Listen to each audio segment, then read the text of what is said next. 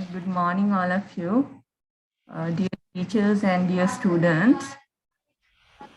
Today is our third English medium seminar. I would like to welcome Mr. Sumudu Manchanayaka, the teacher of the Masonette College, who is conducting the seminar today.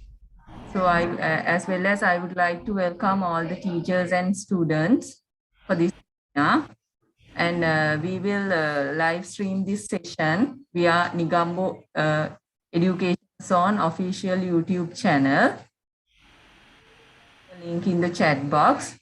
And I would like to sir to conduct the seminar. Thank you. Thank you, madam. Good morning to all. Right, let's start the seminar. I think the paper is provided a few days ago. Then we can start with the MCQ paper, right? MCQ paper. So we can start now because within these 3 hours we have to manage to discuss the both papers. So therefore I'm going to write on this PDF. So that is to right. I think all of you can see this, right? Right. Now let's start. First one. What is the internal factor required for photosynthesis? Internal factor. If you consider, right, photosynthesis mainly occurs in leaves, right? We know that the water is taken from the root system, from the soil. Water comes, right? And carbon dioxide is absorbed through the stomata, small openings mainly located at the lower surface of the leaf, right? And then light from the outside. But you know that there is another factor required, that is green color pigments. We call them chlorophyll. Chlorophyll is within the leaf, it is not obtained from the outside. So therefore that is the internal factor. Internal factor is chlorophyll, right? Internal factor. Okay, then we can go to the question number 2. Statement A. Copper sulfate crystals can be obtained by cooling a saturated copper sulfate solution prepared at a higher temperature, but this method cannot be used to obtain sodium chloride crystals. So that is correct, because you know that we use solar evaporation to obtain sodium chloride from seawater. We are not right heating sodium chloride in water and then cooling that. So this is not used, right? But in copper sulfate we can use that. So the second statement is correct. This statement is correct, right? Then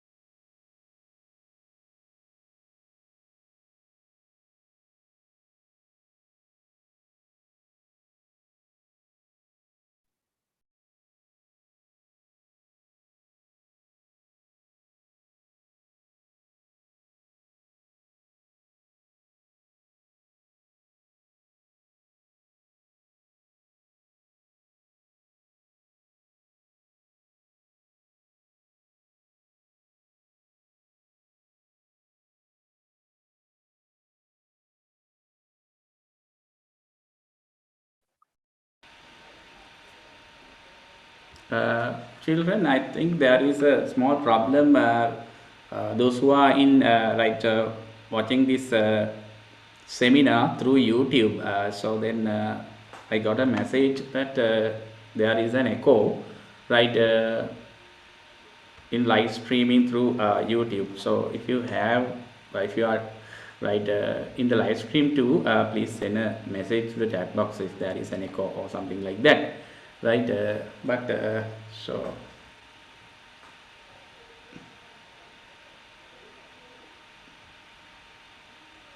right, okay. Then we will that is what. So then second question, no, right? Then statement B: the solubility of copper sulfate rapidly increase with the increase of the temperature, while the solubility of sodium chloride is slightly increase with the temperature. We'll see this, right? If you consider, right, this is solubility, right? So then for copper sulfate, it is rapidly. If I take this, this is at 40 degrees centigrade, so I'll take that 5 grams. Then here at 50 degrees centigrade, we can consider that is 10 grams. So now if you dissolve copper sulfate in a hot solvent like hot water at 50, that means the maximum you can dissolve is 10 grams. Now you have, if you take that, so this is at 50, right? This is saturated solution. If you consider this is 100 grams of the solution, that means 10 grams of copper sulfate is there, already dissolved.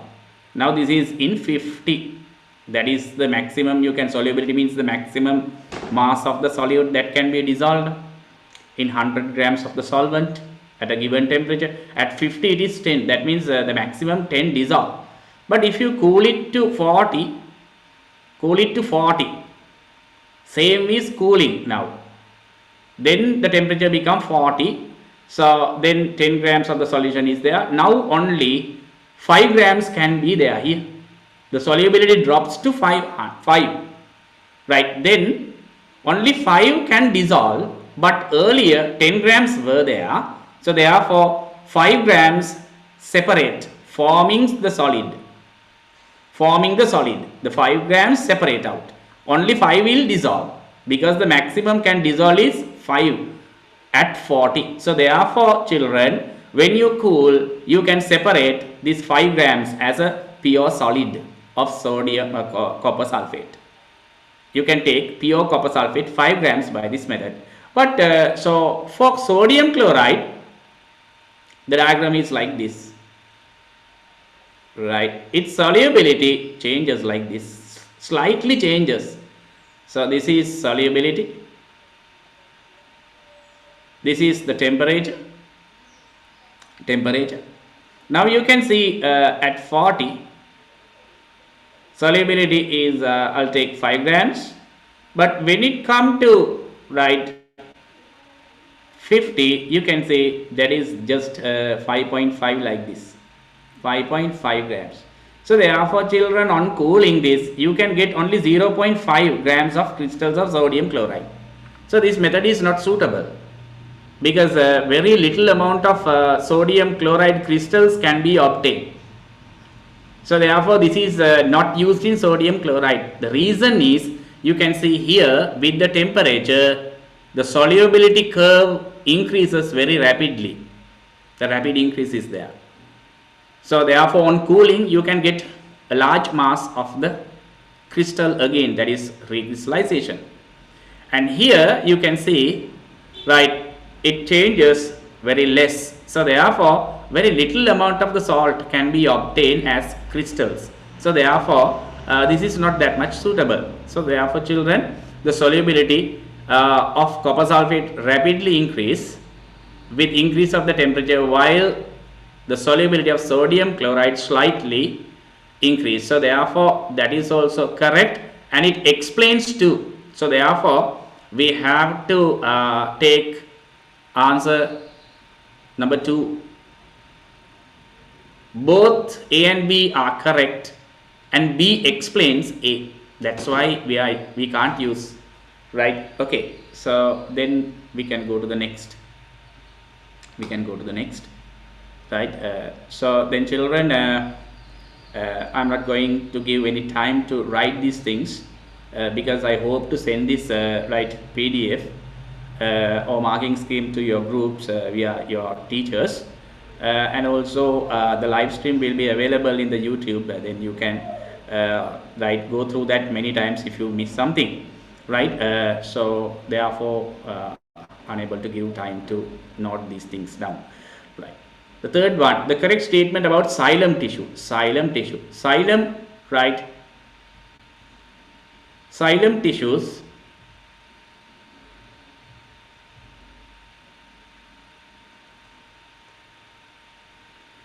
fibers provide mechanical support to the tracheids.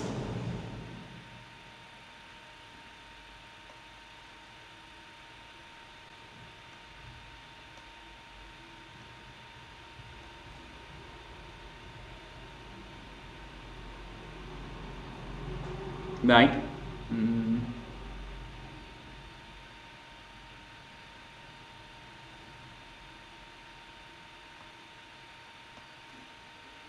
Xylem fibers provide mechanical support to the tracheids and vessels. Correct. They are lignified cells. Lignified cell walls are available, so that is correct. Tracheids are living cells in the xylem. No, tracheids are right dead cells because their walls are lignified.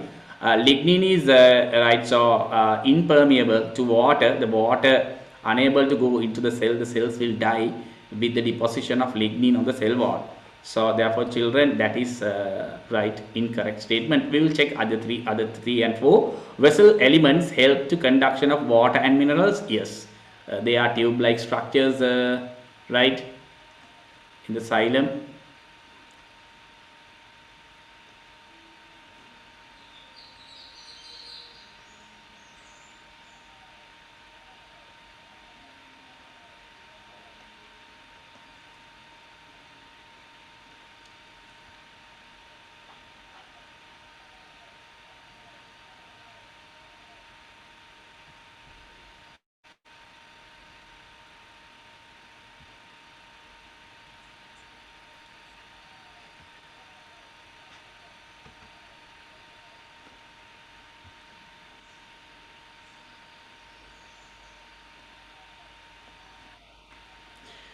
Right.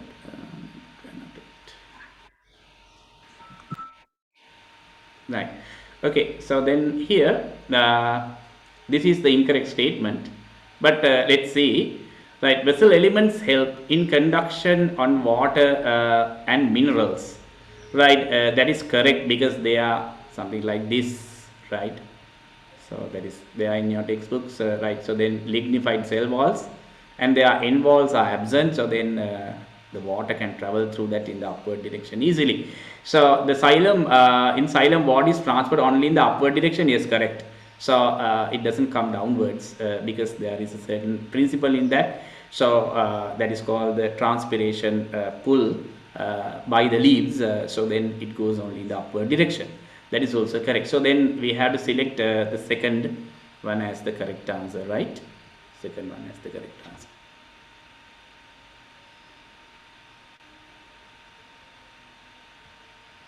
Right. Now the next is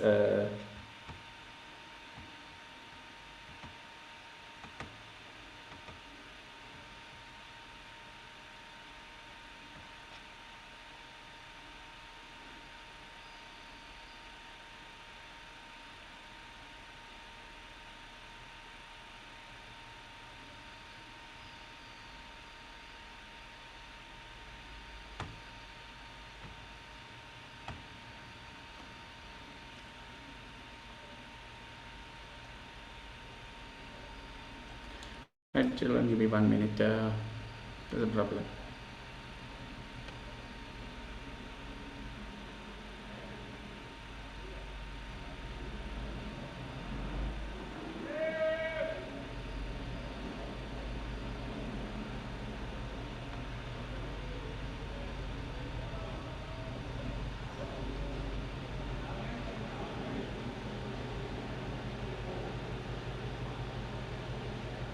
Right.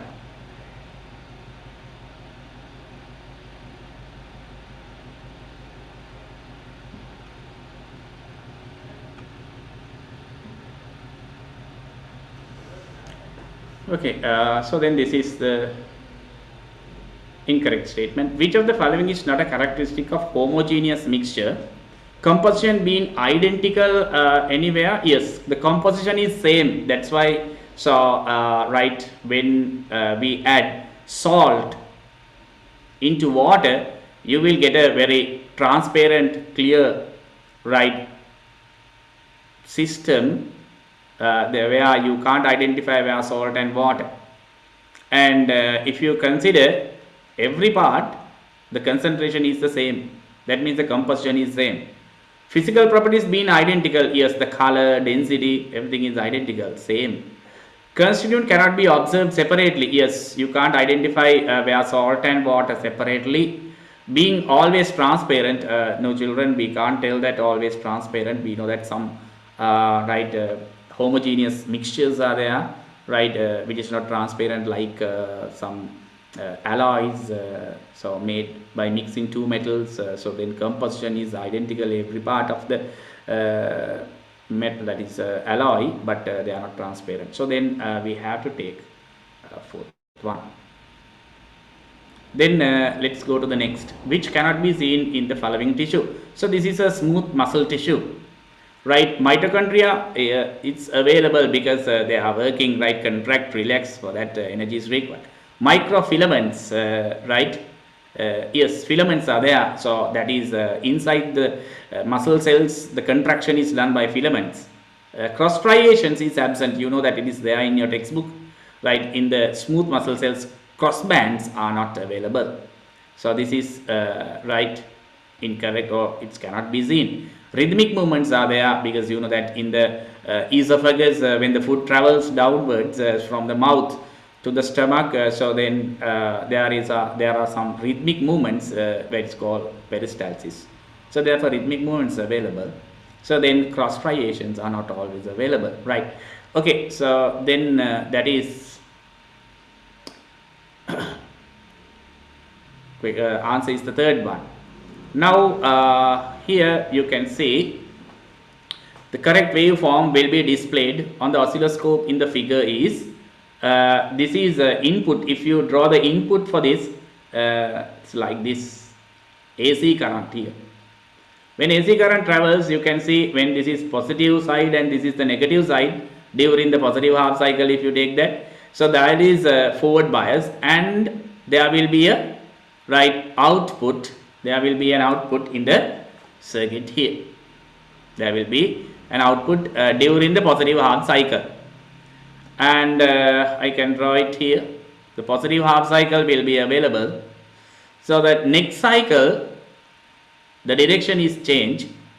Therefore, children, positive will be available here and the negative will be, that is the negative half cycle. During that time, this diode is reverse bias and then there is no current or voltage available in the output. So then this will be absent.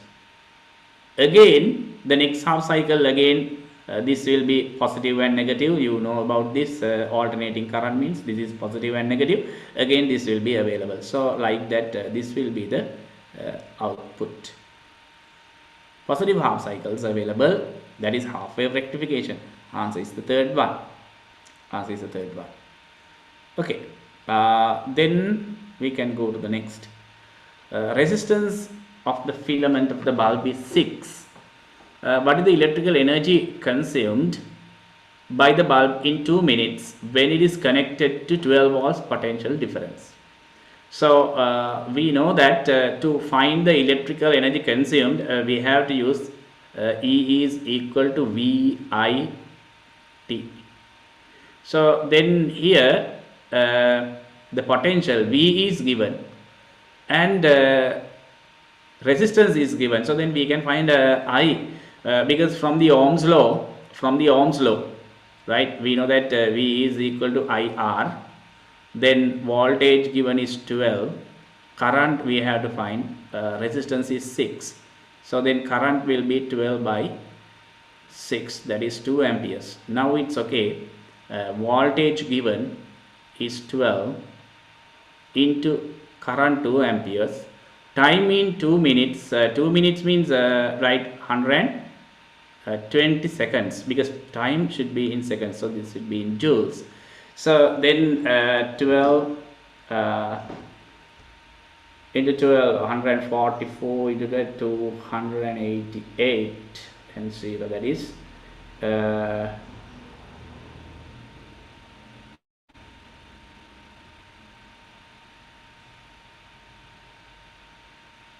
Yes, this is the answer. Right. Okay, so then answer is C. Right. So then we can draw that the filament,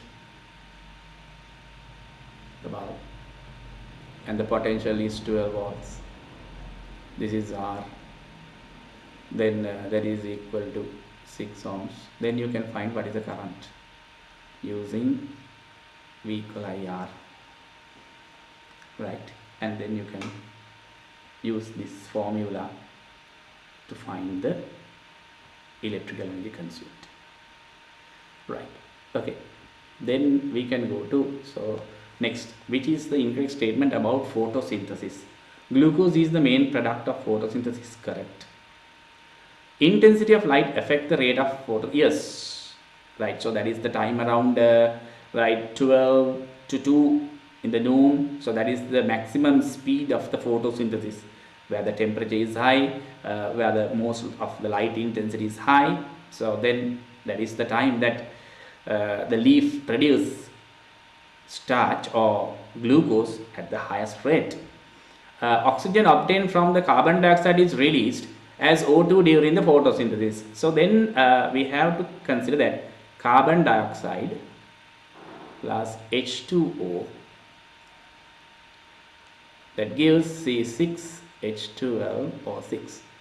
Right, children, now this oxygen given out actually from water, right? So that's why we can use isotopes to show that, right, oxygen is given out during this photosynthesis, right? So this oxygen, therefore oxygen obtained from that is from not carbon dioxide, that is from water. So therefore this is, that's why we can use these isotopes to show that right, photosynthesis right required water. So because when we use isotopes in water, so we can see that isotope in oxygen gas released. So then this is incorrect. The temperature affects the rate, yes. With the increase of the temperature up to a right optimum level, the rate of the photosynthesis will increase. So therefore this is the answer we have to consider.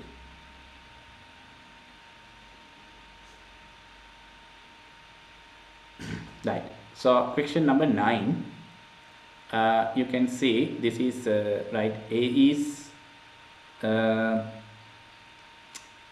liver, B is gallbladder, no? And this is pancreas, and this is stomach, right? So urea is produced in A, correct? Urea is produced in the liver, and it is filtered from the blood from the kidney, right? pH value in D, that is D is less than 7, yes, because we know that the wall of the stomach produce HCl. Due to HCl is less than 7, correct. Bile produced in B emulsify lipids, correct. Right, bile emulsify lipids, but bile is not produced in B, right? Bile is produced in the liver, and that bile is stored in the gallbladder, and then it is released into the duodenum. So therefore that statement, half of the statement bile produced in B is wrong. It emulsify lipid is correct. C produce both enzymes and hormones. Pancreas, yes, pancreas produce a lot of enzymes for the digestion of food, as well as it produce, you know, that islets of Langerhans, right, alpha cells and beta cells produce insulin and glucagon, right? So that is to control the sugar level or glucose level in the blood. So therefore that is also correct. Correct. So the third one is incorrect because bile is not produced in B, it is produced in A. Right. Then urea is used as a fertilizer to provide nitrogen to the soil in agriculture. So you know that urea is essential for the farmers these days. Right. Find the mass percentage of nitrogen in urea. Okay. So first of all, this is done in this way. We have to find what is the molar mass, CONH2 2 times. Then I can write carbon 12, oxygen 16, and then NH2. NHN is 14 plus 2 hydrogen means 2 times 2 hydrogen. That means 1 into 2 now. Then into 2 times. Then what is the mass? We know that if you taken in grams, that is 60 grams per mole. Right? Forget about mole. That means if you take 1 mole, 60 grams.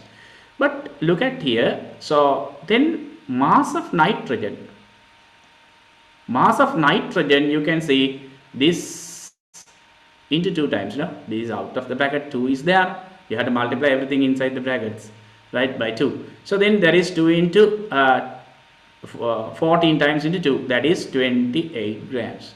That means if you take 60 grams of urea, you will get 28 grams of, right, nitrogen. So then mass percentage, no? Mass percentage of nitrogen, that is mass of nitrogen divided by, right, mass of urea. What is the mass of nitrogen? That is 28 grams divided by 60 grams into 100. So when you simplify this, you will get second mass 46.66%. That is the mass percentage of nitrogen in urea. So then the second one we have to take. Right. So then the next is the figure shows the propagation of a wave within duration of 0.2. What is the frequency of it? Frequency of it. So then frequency means number of turns or number of oscillations per second, and this is 0.2 seconds here. This is 0.2 seconds up to here. How many oscillations? So one oscillation up to here. One oscillation means the positive half cycle and the negative half cycle, you have to consider both. And then here there is the second oscillation. That means in 0.2 seconds there are 2 vibrations or oscillations, right? Right, in 0.2. That means in 1 second, that should be, right, so you have to divide both sides by, right, 0.2, right, so then this is, we will get, right, 10 vibrations. 0.2, right, if I further simplify this, you have to get how many, so then both sides divide by 0.2 seconds. 2 vibrations divide by 0.2 seconds, right, that is 1 second now. 1 second, how many vibrations there? 0.2 divided by 2, that means 10. So 10 vibrations per second means 10 hertz. Answer is this, 10 hertz.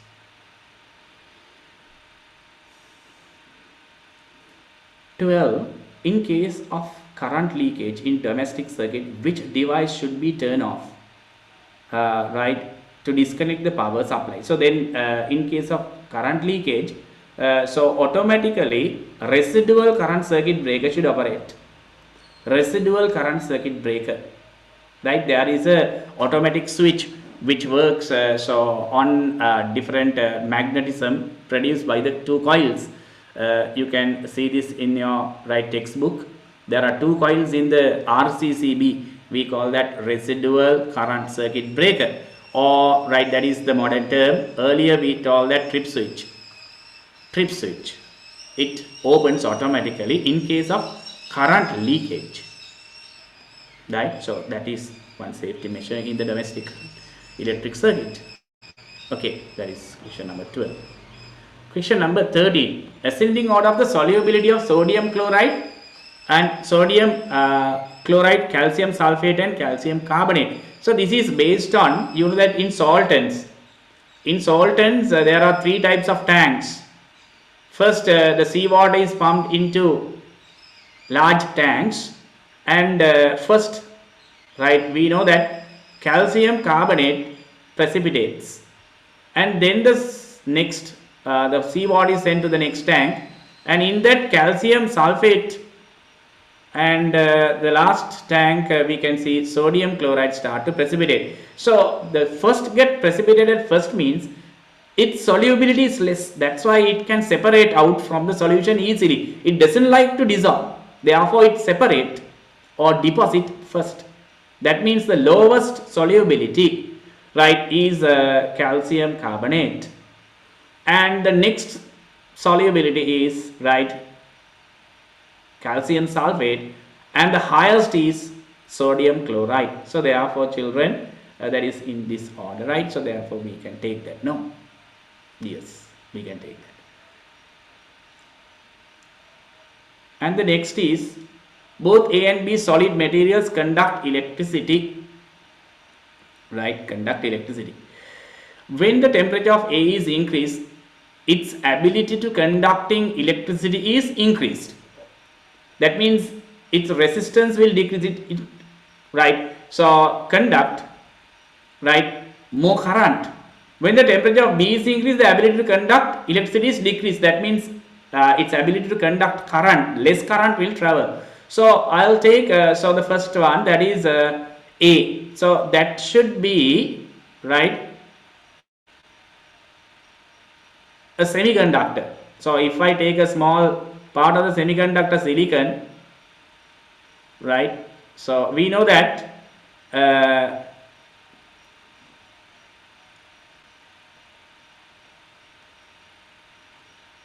there are two types of charge carriers in that. We call that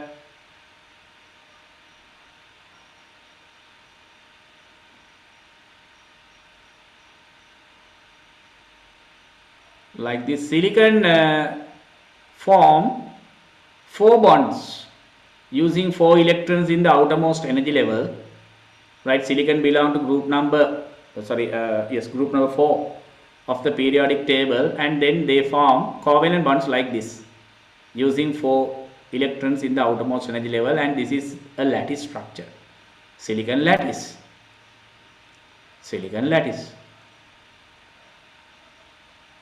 Like this. This is like this at 0 Kelvin, but when we increase the temperature, when temperature increasing, these bonds will break and release electrons to the lattice. Electrons jump out.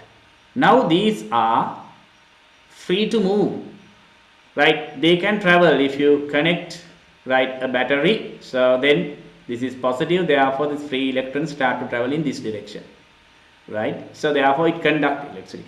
With the increase of more and right, this temperature, more bonds will break and give more and more electrons and holes to the lattice structure. Then children, it start to conduct more and more electricity. So therefore A should be a, right, semiconductor. It is a semiconductor, right? Right. Now B, I'll take that it should be a conductor.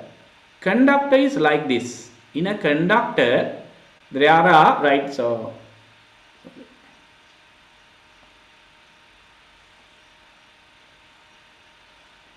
if you take the the conductor, there are a lot of metal atoms, because most of the good conductors are metals now.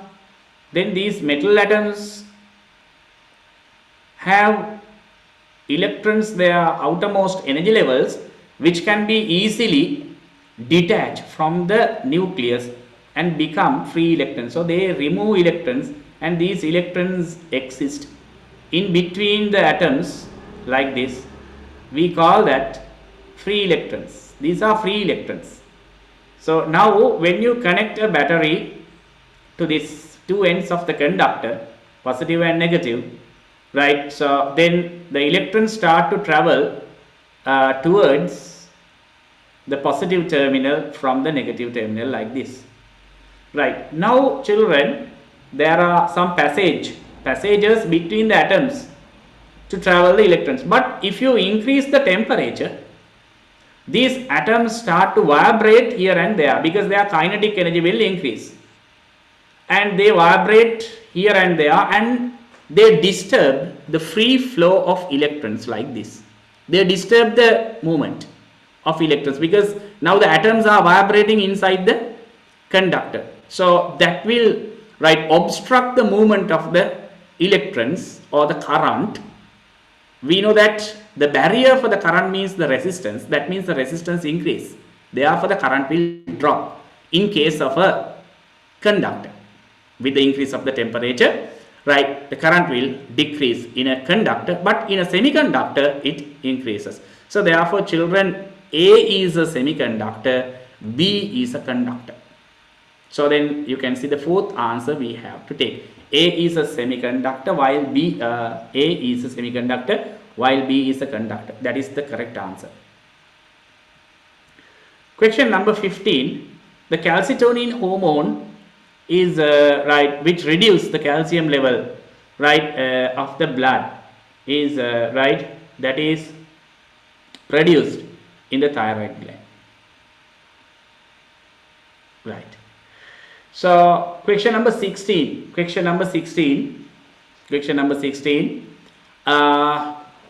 Sodium hydroxide contains 0.4% mass of sodium hydroxide. That is in a solution we can see 0.4%.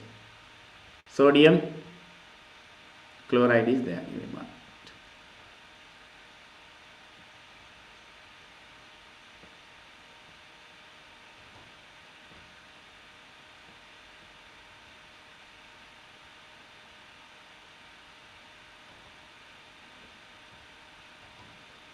Right.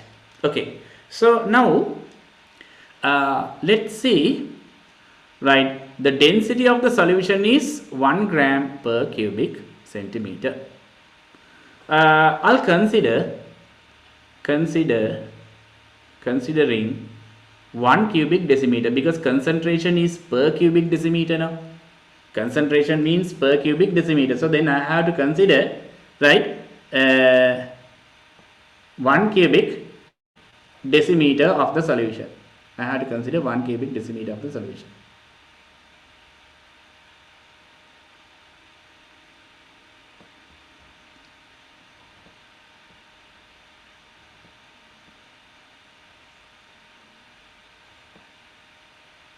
Right. So that means 1000 cubic centimeters.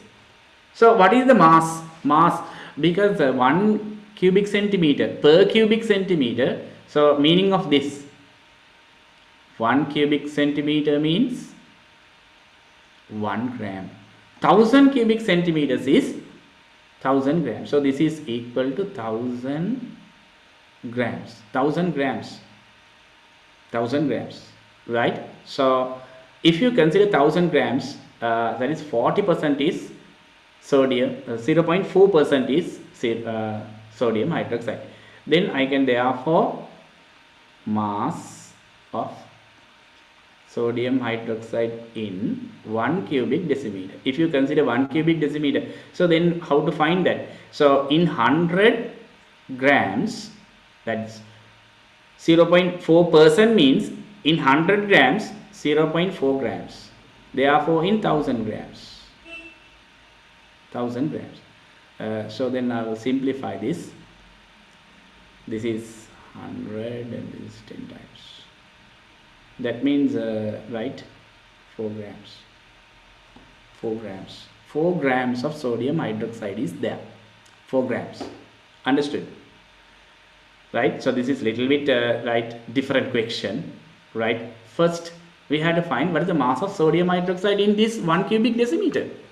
So that means 1 cubic decimeter is 1000 grams. Because 1 cubic centimeter is, right, 1 gram. So therefore 1000 cubic centimeters is 1000 grams. But out of 100 only 0.4% is, right, sodium hydroxide. So therefore 100 contain 0.4 grams. Therefore 1000. That is maths. Right. So then 4 grams there. Then we have to find the molar mass. Molar mass of sodium hydroxide, right? We know that 23 plus 16 plus 1, then we had to put grams per mole, that is 40 grams per mole. Then moles of sodium hydroxide in 4 grams. If you take 4 grams, how to find the number of moles? Mass divided by molar mass. Mass divided by molar mass.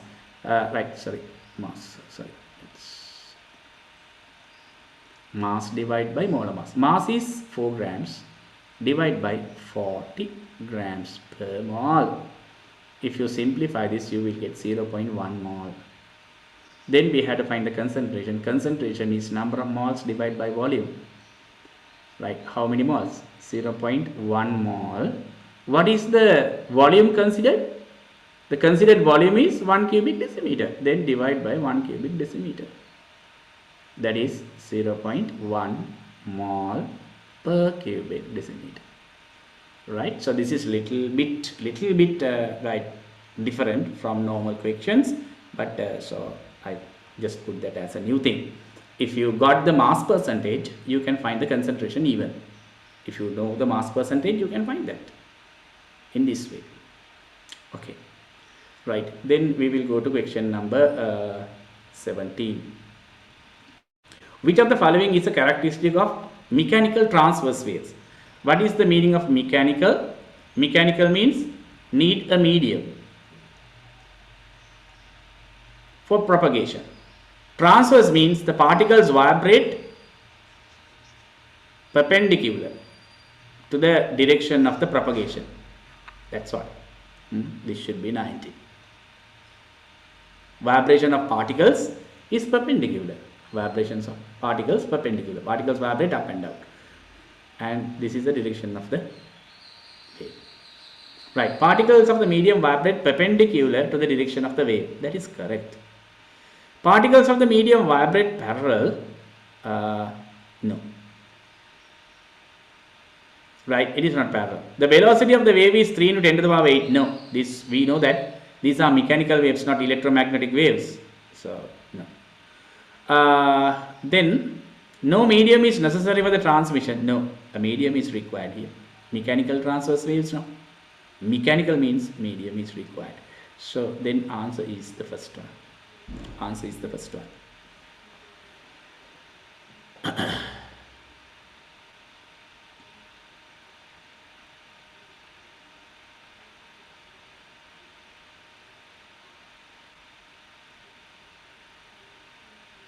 Right. Okay. So the diagram shows how a 3-core wire is connected to a hot plate.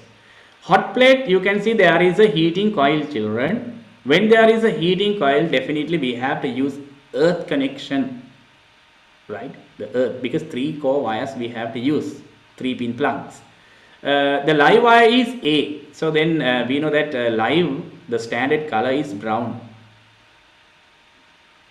And you can see the current travels through the live wire in this way and it comes out from the C terminal. That means it should be blue. It should be blue because that is the neutral wire. Live, neutral, and earth is this because it is connected to the outer frame. This is the outer frame, metallic frame of the hot plate. So the earth is connected to the outer metallic frame. In case of current leakage, the current goes to the earth, which operates the trip switch. So therefore this is earth. So then light brown, earth, what is the color? Earth should be green. So here it should be green. Green. So then brown, green and blue colors, A, B, C. So answer is the third one. Next is write the graph correctly. Represent the energy change relevant to dissolving sodium ammonium chloride crystals. Crystals means it's a solid in water. So this is the change, children. NH4Cl solid when dissolved in water. So therefore we had to put water. No? Dissolving means that is water plus H2O liquid. That gives, we can take this in O levels in this way, NH4Cl solution, aqueous solution. But this absorb heat. This is endothermic. Heat is absorbed. Therefore, more energy will be available in the products. More energy will be here. So then the arrow should be go upward direction. The energy will increase. So then we can take this.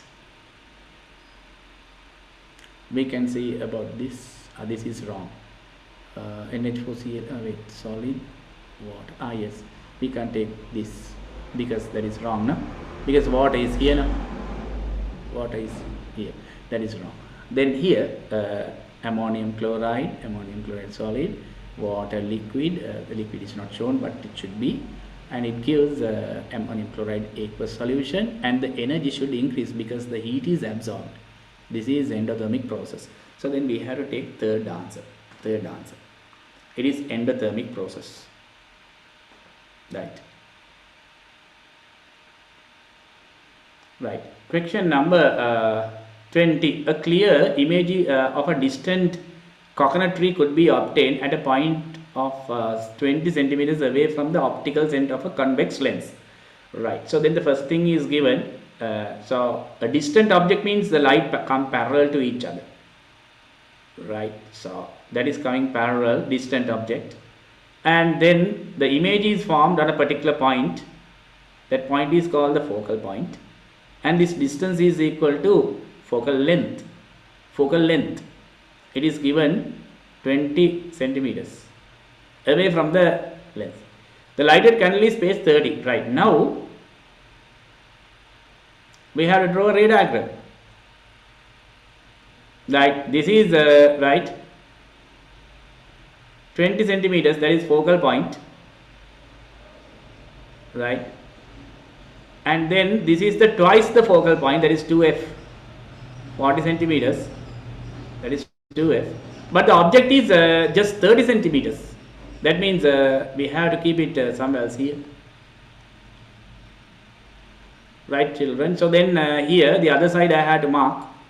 Right, there is another focal point on the opposite side, that is 20 centimeters.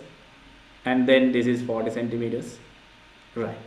So now we have to draw the ray diagram according to the laws of refraction. So then when it is parallel to the principal axis, it should travel through the focal point. Right. Okay. And then the next is a ray through the optical center travels without any refraction or deviation. So then this is the image form, right? This is the image form. So children, we have to find. So it is real because you can see actual light rays comes to here. Actual light rays. This is actual light rays. The light, it is not only the direction. This is actual light rays. So therefore, it's a real image. So we have to select this. So this is real. This is real. And then this is inverted. Upside down, and it is magnified. Here you can see it is larger than the right? Object here, object height, and then this is the image height. So therefore it is magnified. So children, select this is the correct answer. Correct answer is this.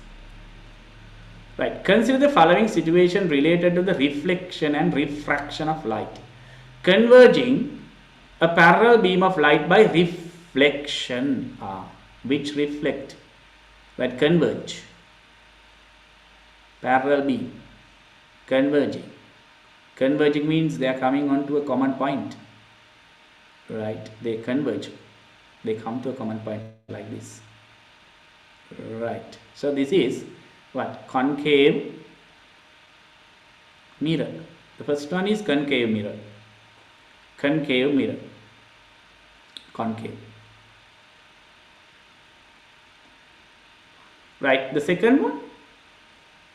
Second one we get diverging a parallel beam of light by refraction.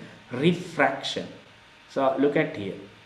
Right. If a parallel beam of light to the principal axis comes like this, it get diverge like this.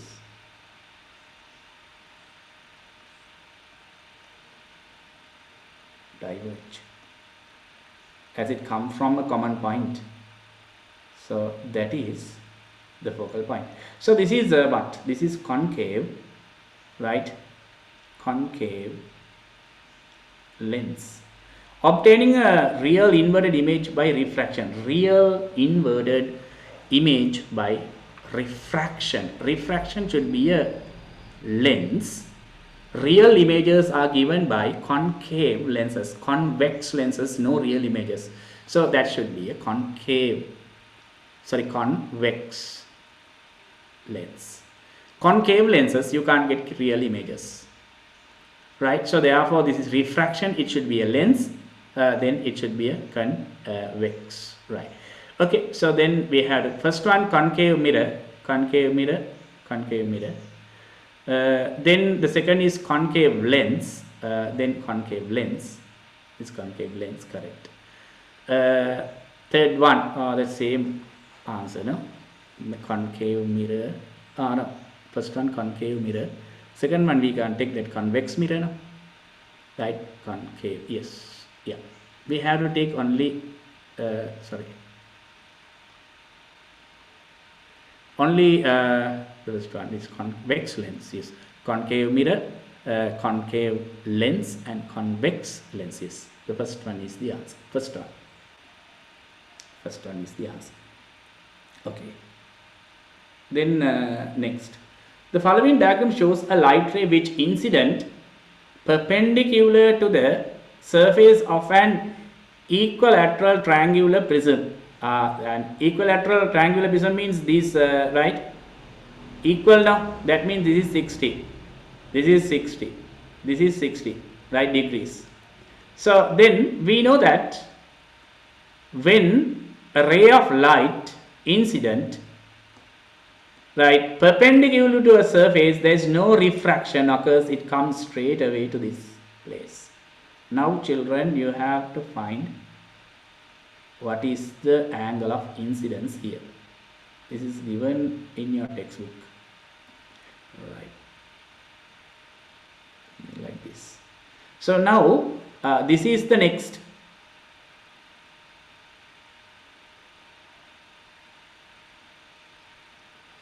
Right, okay, like this.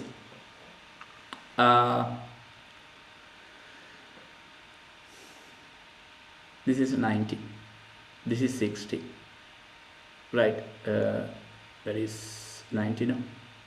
Then this is 100 and this is 40 now. No, sorry.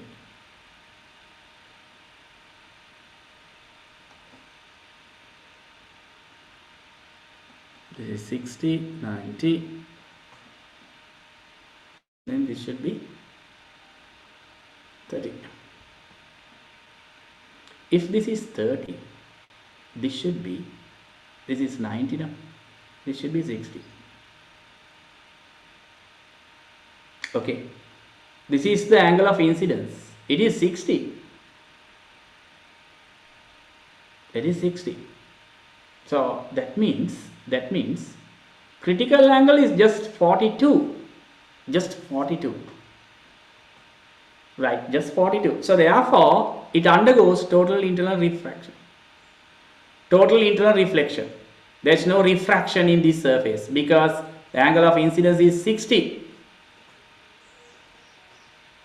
Okay, that is 60.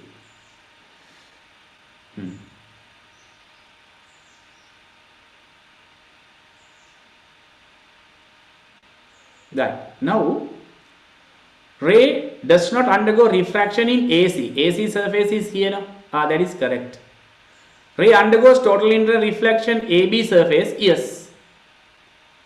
Ray emerges from the AC surface along the same path. So along the same path means it goes like this. No, that is wrong. It doesn't go. It doesn't emerges in the same path. So then first two is correct. A and B correct. A and B correct. Okay. A and B correct.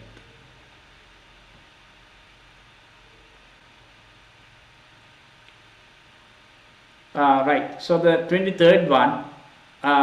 What is represented by QRS of the electrocardiogram given in the diagram? Right. So electrocardiogram means you know that so our heart, there are 4 chambers like this.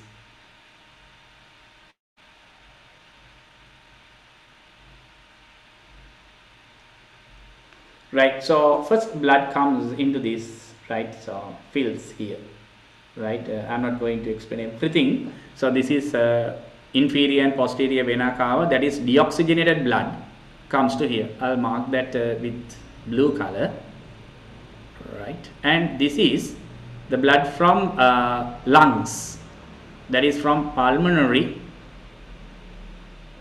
veins, that is oxygenated, right? When it comes, what will happen? The upper chambers will contract. These are atria. Atria contracts.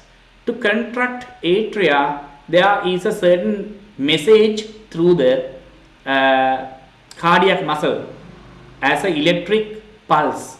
So this is given by that. This is atrial contraction. So then the blood will go into the next chambers. Then the ventricles, these are ventricles. Ventricles start to, right, contract. So to pump the blood out of the heart. So during that, there will be another, right, message in the cardiac muscle as a voltage. This is that is ventricular contraction, right? This is, right, atrial contraction. This is ventricular contraction, and T is the relaxing of the heart, relaxing, right? So children, contraction, there is another word, we call that, right, systole. Systole means contraction, or systole. Systole or systole means contraction. So QRS is for the contraction of ventricles, that means systole of ventricles. So first one is the answer. First one is the answer. Okay, first one. First one is the answer. Got it? Right. Okay. Then the next. 24. A person in front of a large plane mirror, right, the distance between the person and his image formed by the mirror is 4. Right. So then I'll draw that. This is the mirror. And this is the person.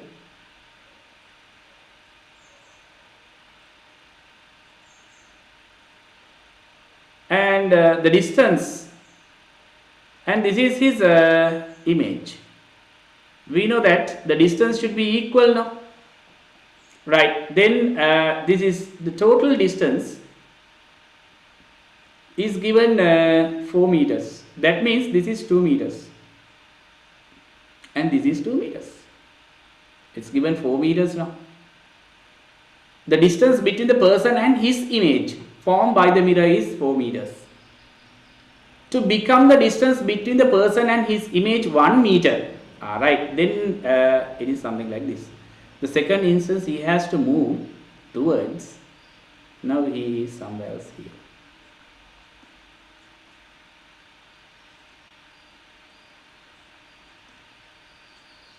Right, now the distance between this is 1 meter. 1 meter means this is, right, 0.5 meters. And this is 0.5 meters. Equal now, this distance. Now it is 1 meter. Right, then he has to walk from here to here. So this distance 0.5, no? This is 0.5 and this is 2. So therefore he has to walk 1.5 meters. 1.5 meters towards the mirror. 1.5 meters towards the mirror.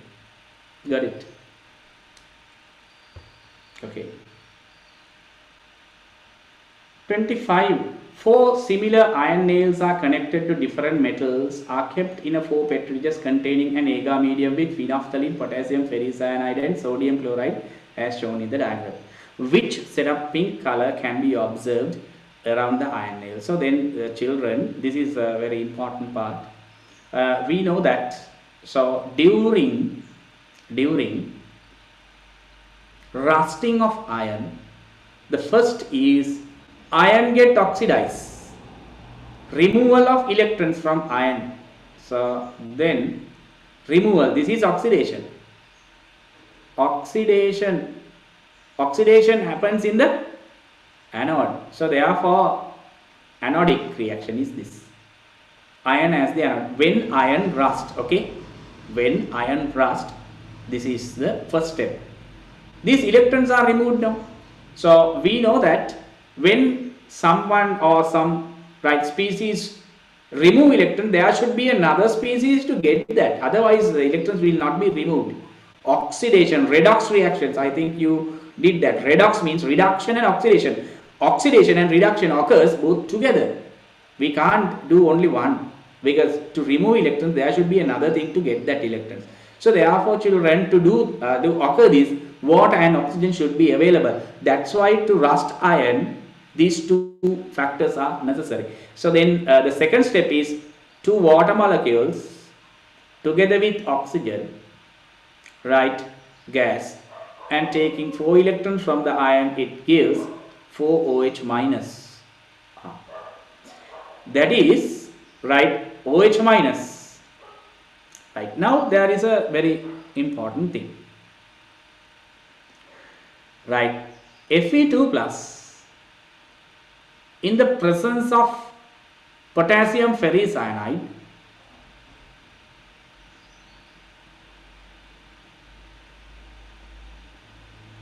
it gives a blue color. OH minus in the presence of phenolphthalein, it gives a pink color. It gives a pink color. Now look at, children, I'll take these 2 examples. Zinc and magnesium. They are more reactive. They are more reactive than, right, iron. When it is more reactive, it can remove electrons easier than iron. So therefore iron will not going to remove electrons and get oxidized when there is a metal more reactive than iron is connected to it. So therefore this will not occur. Then what will happen in these 2 setups? Zinc will remove electrons. Zinc gives zinc 2 plus by removing electrons. These electrons will come to the iron nail. On the iron nail, the second reaction occurs, because iron becomes the cathode here, and it gives OH minus and pink color. So therefore this gives pink color. And magnesium also more reactive than iron, and magnesium oxidizes, not iron. So it gives electrons. These electrons start to travel from magnesium to iron. On the iron surface, the reduction occurs. This is reduction now. So iron is the now cathode, and then it gives pink color near the iron. So that means the iron protects from rusting. So therefore they ask in which setup pink color can be observed around. So we can see B and D. B and D we can see. Answer is the third one. Answer is the third one. Okay, when iron is in contact with a metal which is more reactive than iron, iron doesn't oxidize, right? On the iron surface the reduction occurs. Therefore iron protects from rusting because iron doesn't dissolve forming Fe2 plus. Iron protects from rusting, right? So then near the iron nail you can observe a pink color. Other two we can see blue colors because iron rusts. Other two blue color can be seen. So then we can take that as the answer, right? Okay, here acidulated water. So we know that acidulated water contain a lot of right, H plus. So these are the reactions taking place. Acid, if you consider acid is sulfuric, acidulated water, right, sulfuric. So then what are the ions? We know that sulfuric is added in order to increase the number of ions in the solution to make it an electrolyte to conduct electricity. It gives 2H plus by complete ionization because they are strong acids, and gives sulfate ions. And in the meantime water very weakly, so we have to show it using these arrows. That means it is an equilibrium. Very small amount of H plus and OH minus is given. So this is positive and negative, you can see, right? This is the right positive terminal, and here you can see, and then this is the negative terminal, right? Let's see. Here we know that towards the positive terminal negative ions travel. These are the two negative ions. Two negative ions travel to the positive terminal and they want to give electrons because this is positive now. They have to give electrons. That means they have to oxidize. They have to oxidize to give electrons to the positive one. But sulfate ions under normal conditions they are not going to oxidize. They are very stable. It is given in your textbook.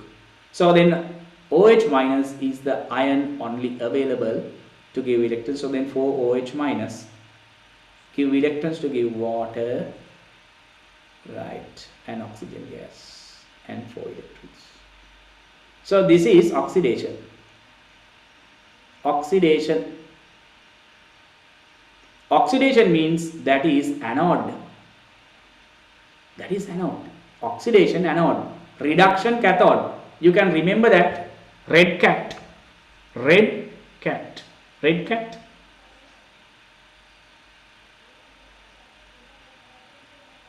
Red cat. Reduction cathode. Reduction cathode. Red cat. Then oxidation anode you can. So that is always right, same, right?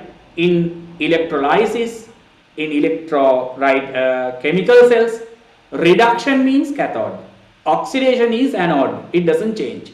That is easy to remember, right, without any confusion, right? This is right at the anode, and then to the negative only one type of ions available, that is H plus. H plus will go to the negative electrode.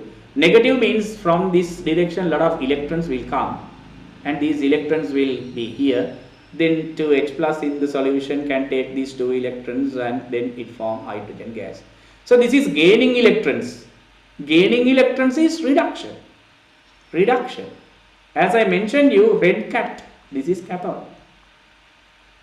This is cathode, children. So therefore these are the things about the question, right? So then we can see evolution of gas bubbles at the cathode. Yes, gas bubbles are given here, hydrogen. Evolution of gas bubbles only at the anode? No. Evolution of gas bubble both cathode and anode? Yes. That is the best answer, no? Right? Because you can see anode, it gives oxygen. Cathode, it gives hydrogen. Okay. Evolution gas bubble at the anode while cathode becoming dissolved. No, children, that is wrong. So, what is the correct answer? What is the correct answer? That is the third one. The best answer is the third one. Right. We'll go to the next. 27. The mass of sodium ion required to prepare or make 250 cubic centimeters of 0.1 moles per cubic decimeter sodium hydroxide solution. So, children, when you come to concentration questions, we have two basic formulas. That is, number of moles is equal to mass divided by molar mass. The second one is, if you know the number of moles, concentration is number of moles divided by the volume. Right. So then, children, we have to find the mass. When you want to find the mass, you have to go from bottom to top. That means you have to use this formula first, this one, this formula first, and the next is this. Okay. Right, children. First, I will find what is the number of moles required. So then I have to we have to find number of moles. Then concentration is given here 0.1. Sorry, C is equal to N over V. So then I can find this is 0.1 moles per cubic decimeter. Number of moles we have to find. Volume is given 250 cubic centimeters. But children, here it is decimeter now. So therefore we have to convert. How to convert 250 cubic centimeters into decimeters? You have to divide by 1000. That is right. Then cross multiply, you will get what is the number of moles here. So that is 0.1 moles per cubic decimeter into 250 divided by 1000 cubic decimeters. Right, so according to the mathematics, we know that we can cancel off per cubic decimeter and cubic decimeter because their power is equal and right, opposite signs. Then this is 1 and this is 4 times now. That is 0.1 divided by 4 moles. That is number of moles. Number of moles you know now here. Now I can use this formula. Right, number of moles, but we have to find molar mass. Molar mass of sodium hydroxide, that is 23 plus 16 plus 1, that is 40 grams per mole. Right, okay, children, now I can use the formula. Right, number of moles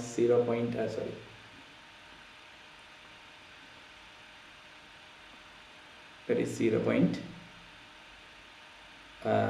Right, here number of moles I have this. I'll write that. It is easy. Right, that is number of moles is equal to mass divided by molar mass. Number of moles 0.1 divided by 4 moles. Mass we have to find. Molar mass is 40. Molar mass is 40. Right, then cross multiply to get M. M is equal to 0.1 mole. This is grams per mole, okay? Molar mass grams per mole. Right, then divide by 4 into 40 grams per mole. Right, again you can see opposite right powers. Mole per mole cancel off. This is 1 and this is 10 times. 0.1 into 10 times means 1 gram. We need 1 gram, children. We need 1 gram. So then we can select the answer. Right. That is how to do that. Right, 1 gram.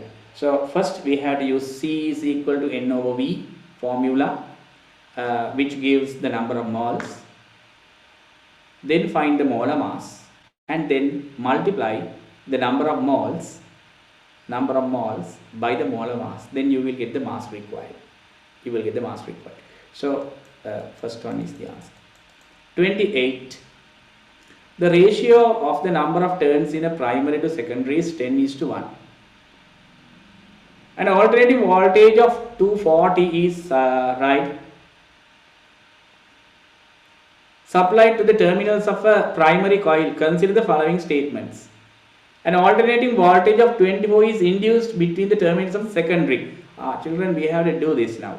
So we know that voltage of the primary to voltage of the secondary is equal to number of turns of the primary to number of turns of the secondary. So voltage given to the primary is 240 volts. Voltage of the secondary, we don't know what is that, but the ratio, primary has 10 while the secondary has only 1. That is 1. 10:1 ratio, primary to secondary, 10:1. Right. Then I have to subject Vs. Vs is equal to 240 volts divided by 10 into 1. That is 24 volts. Right. Okay, now this is not difficult now. 0 cancel out. 24 volts. That is correct. This is a step down transformer. Yes. Why? We can see the voltage is reduced from 240 to 24. That is reduced, step down, correct. It is a step up, wrong. No energy loss in the transformer. No, every transformer, we can see it generate heat. Heat is not useful in this conversion. So therefore, every transformer has a energy loss. But sometimes, children, for the calculation, this calculation is based on one assumption, not the real condition. That is an assumption. There is no energy loss. For the calculation, we have to take that, but it is not given in that way in the question. It is not given that it is 100% efficient. So just a transformer. Usually no energy loss in the transformer. No, there is an energy loss, but we neglect that. We assume that there is no energy loss to do the calculation, but children, the energy loss is there. So therefore A and B correct. A and B correct. A and B. 29. 1 kilogram of ice to liquid water. So that is 1 kilogram. Ice to liquid water means it is fusion. Become a liquid. Right. Okay. So then in the change, the physical state given above, the amount of heat absorbed without increase in the temperature. Without increase in the temperature means it is latent.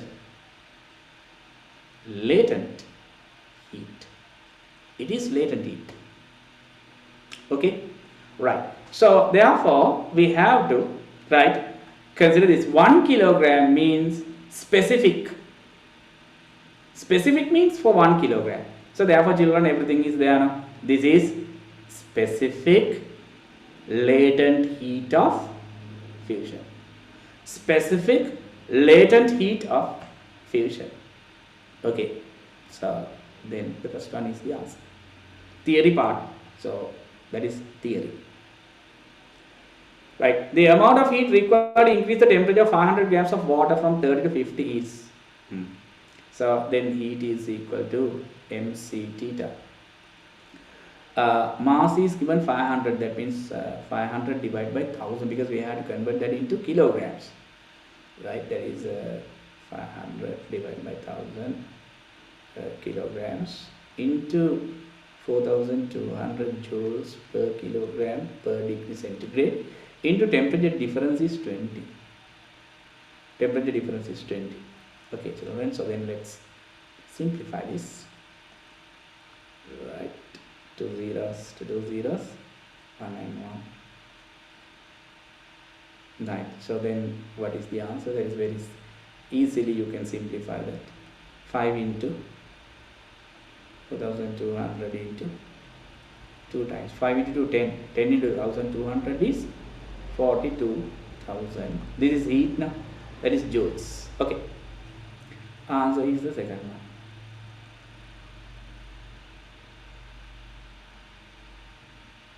Second. 31. The correct way of connecting the potential differences to the terminals of a transistor. So any type of transistor, this is always base emitter junction should be forward bias. Then next is base collector should be reverse biased. Right? So that is always the must. That is always a must. Right? To conduct a current through a transistor, we have to forward bias base emitter and reverse bias base collector. So BE should be forward bias, BC should be reverse bias. This answer is first one, not difficult one. Next is the chemical used to vulcanize rubber, that is very easy, sulfur. And then next 33rd one, the correct structure of chloroethene. Ethene means there is a double bond. This is given in your textbook. This is ethene. This is ethene. Chloroethene means one chlorine atom is there instead of one hydrogen. So then chloroethene, we can take this, right, hydrogen, one is chlorine. If there are two chlorine atoms, it is dichloroethene.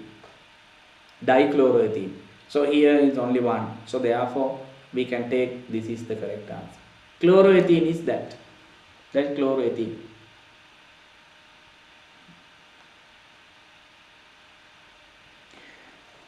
Right. 7 kilojoules of heat when following reaction is carried out using 4 grams of solid sodium hydroxide. What is the heat change related to 1 mole of sodium hydroxide? 1 mole of sodium hydroxide. So therefore first I'll find how many moles are here in 4 grams, no? Because that this 4 grams gives this 7 kilojoules, no? For that I need, what is the molar mass? We calculate many times, right? Molar mass of sodium hydroxide, 23 plus 16 plus 1 grams per mole. So that is 40 grams per mole. Then I'll find moles of sodium hydroxide. How to find the number of moles? Earlier I did that. Number of moles, mass divided by molar mass. 4 grams divided by 40 grams per mole. Right. So that means 0.1 mole. Okay children, so that means 0.1 mole gives 7 kilojoules. If you take 1 mole, that means it's 70 kilojoules. 10 times, no? Got it? For 1 mole, it is 70 kilojoules. 0.1 means 1/10 of a mole. 1/10 of a mole gives 7 kilojoules. Therefore, 1 mole gives 10 times. That is 70 kilojoules. But for 1 mole, no? So then we have to write 70 kilojoules per mole. Answer is the second one. Right, children. So the next. Following diagram shows the magnetic field near a current carrying wire loop. Wire loop means the current goes like this. Loop means it is like a circle.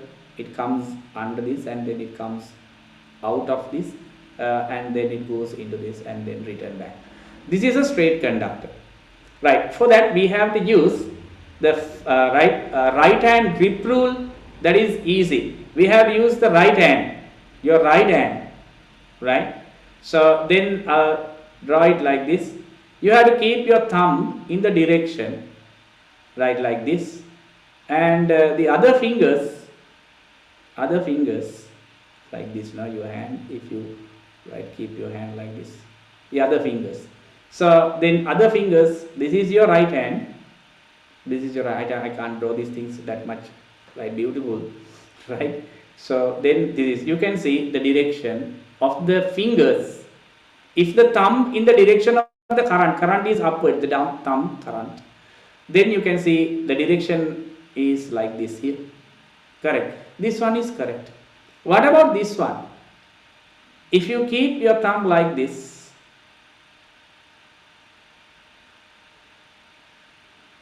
That should be in the other direction, no? But here arrows are opposite, no children? Look at here. The arrows are opposite, so therefore this is wrong. This is wrong. This is correct. Got it, no? Just small thing, right? We have is A is incorrect. B is correct. Right hand grip rule. Imagine that you hold the conductor using your right hand in a way that your thumb in the direction of the current, then the other fingers will show you the direction of the magnetic field around it. So that is the right hand grip rule.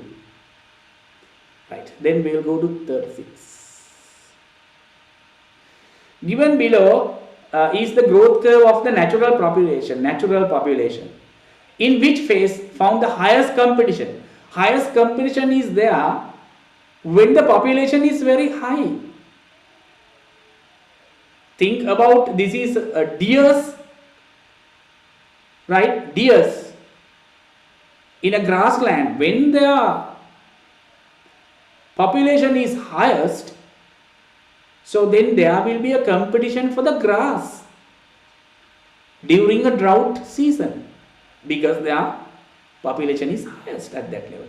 So therefore, highest competition is in the last phase, fourth part. That is the highest competition. Addition of which solution does not give a color change with methyl orange. Right, children, this is methyl orange. That is pH. pH equals 7. Right, this is 14, this is 1. Right. So then you know about these things. The pH tells you the acidic level, no? Right, pH is the acidic level. When it is right, we know that when it is above 7, it is basic. It is basic, but it varies. The strength is different, right? From 7 upwards, right? So 7.1 it is basic, 8 basic, 10 basic. Okay, like that. The highest basic property can be seen in 14. That's how it gives the strength, children. Got it?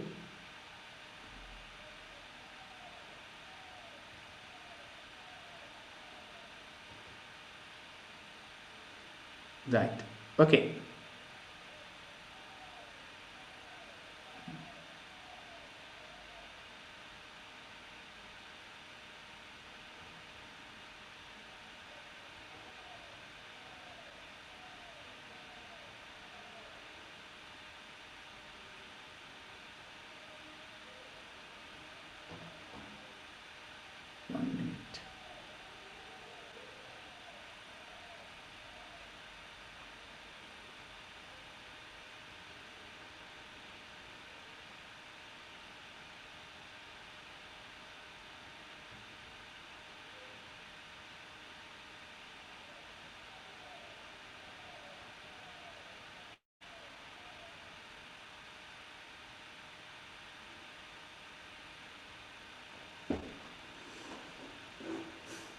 Right. So then this is increasing basic strength and downwards increasing acidic strength. Right. Okay. So when we come to right, methyl orange indicator. So you know that in your textbook, or right, so in the syllabus it is given what is the basic color, what is the acidic color, or right, when we add a base, what is the color, when we add acid, what is the color. But it is not given when it is neutral, what is the color. Got it, no? It's right, useful. It is useful, right, to know about these things, right? And then when we take phenolphthalein,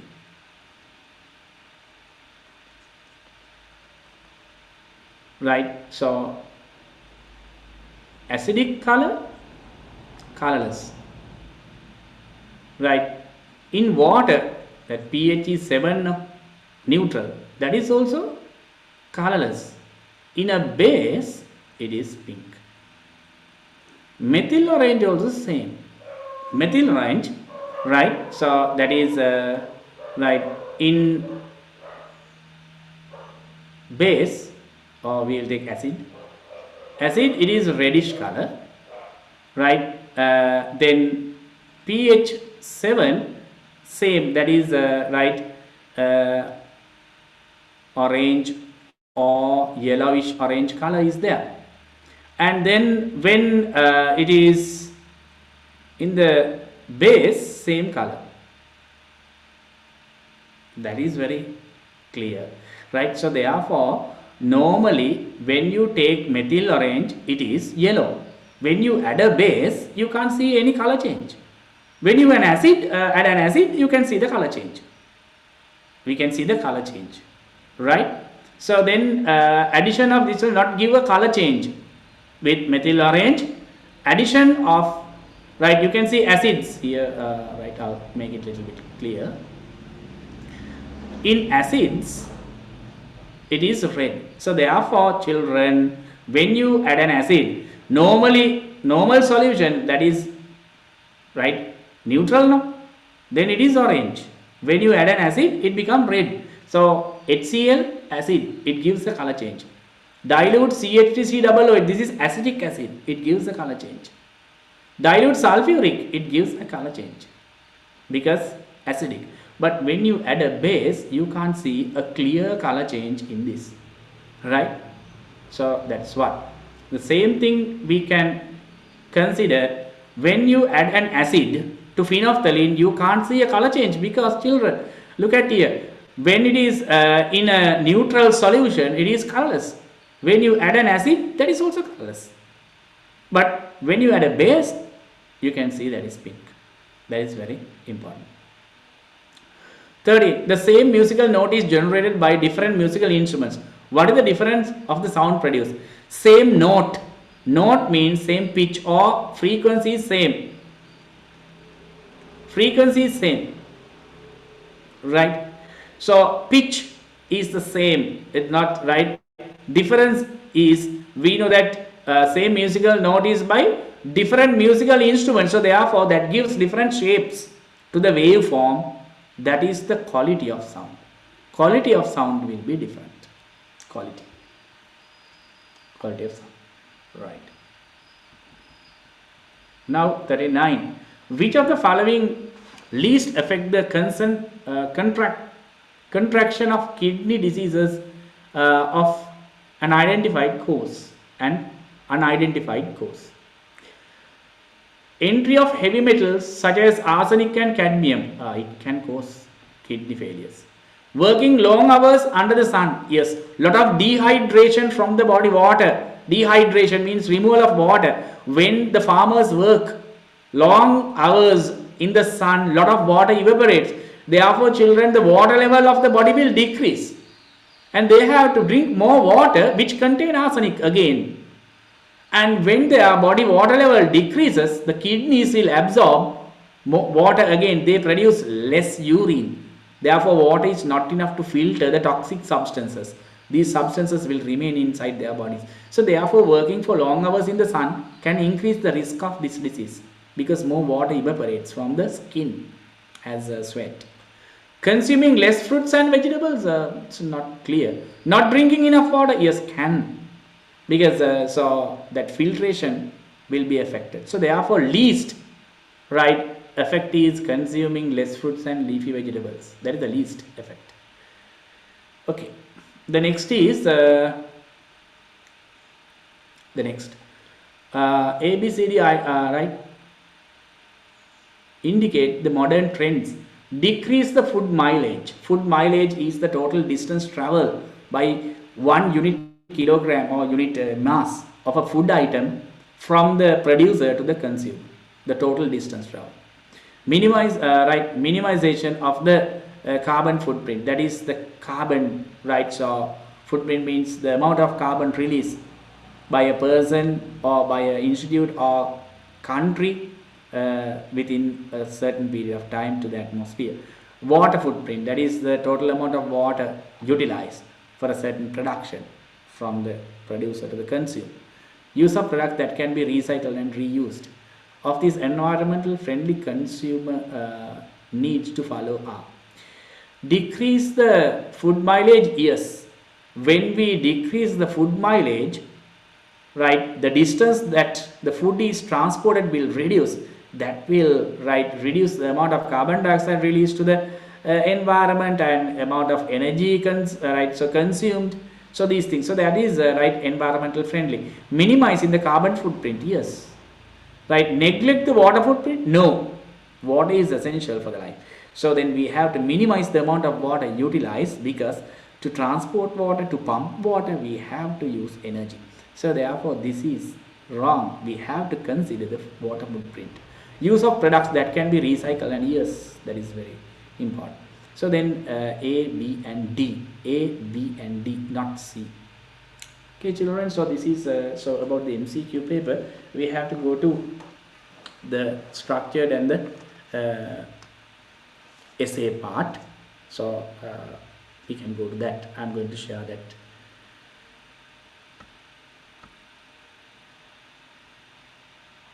Right.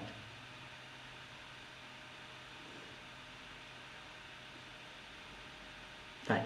Okay children, to save our time, I just put the marks as well as the correct answers, but I'll explain. You can put your marks correctly, right? So then we will see, right? Question number A, right? Following diagram shows an agricultural field and a coal thermal power station located in a hilly area. Hilly area, so that means right, a lot of mountains are around, right? You can see this is agricultural land.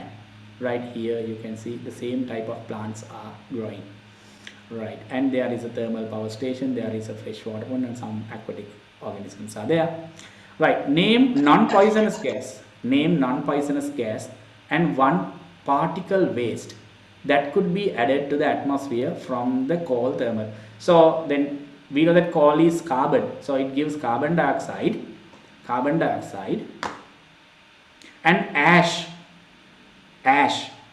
or we can write carbon particles. It is given out. So then 1 mark for each. Name a poisonous gas that released from the coal thermal power station, an environmental hazard. We have to write that. So sulfur dioxide, it is poisonous. That is right. So poisonous to us, right? Carbon dioxide is not poisonous, right? When you inhale for a long time, there will be some effects, but otherwise it is not poisonous. Like sulfur dioxide is very poisonous and it causes acid rains. That is the environmental problem with that. 1 mark for each. And the second part, write how the above effective mentioned in the second affect badly on the agricultural field and the freshwater pond. Agricultural field increase the acidity of the soil. So when the soil becomes acidic, you can't grow any crop on that. And when acid falls on the crop will die. Damage to crop, the plants will die. So any of this, 1 mark. Freshwater pond cause death of aquatic organisms. The aquatic organisms will die. 1 mark.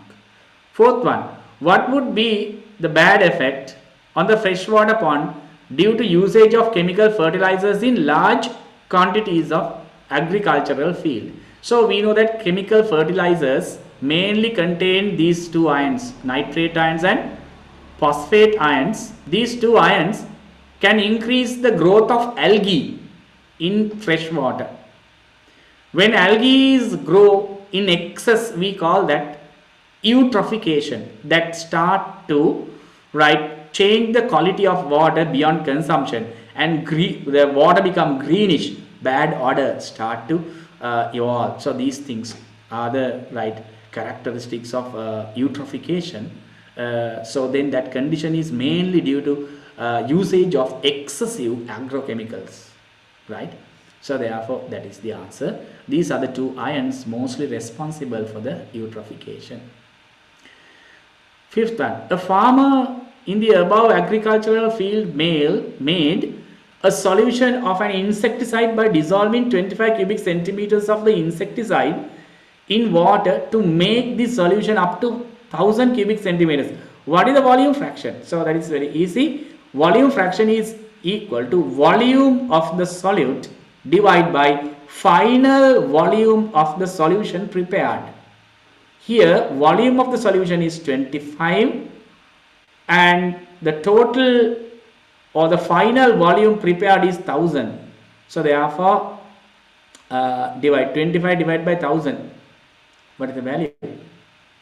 It's 0.25 or 0.025. No, 25 divided by 1000, 0.025. Right? Okay. Next,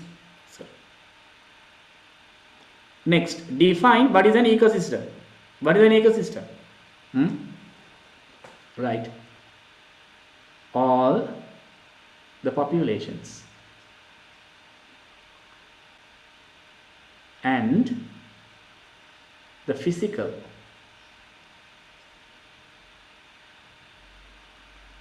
environment and conditions that they interact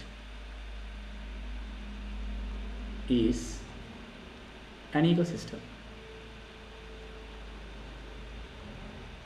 Right, all the populations and the physical environment and conditions that they interact is an ecosystem. All the populations in a certain area and the physical part, that is soil, water, air, and the conditions like temperature, amount of light fall. So that also, right, conditions also important. We can't tell that only the physical environment. So when you go to Canada, right, so then the populations are there, different types of organisms, animals, trees, and the physical environment is there. What about the temperature? The temperature is different from here, so therefore it gives a different ecosystem. It's not like here. Therefore the conditions also important. All the populations and the physical environment and condition that they interact is an ecosystem. Okay. Right, and then we will go to the next. A part of the heavy metal, I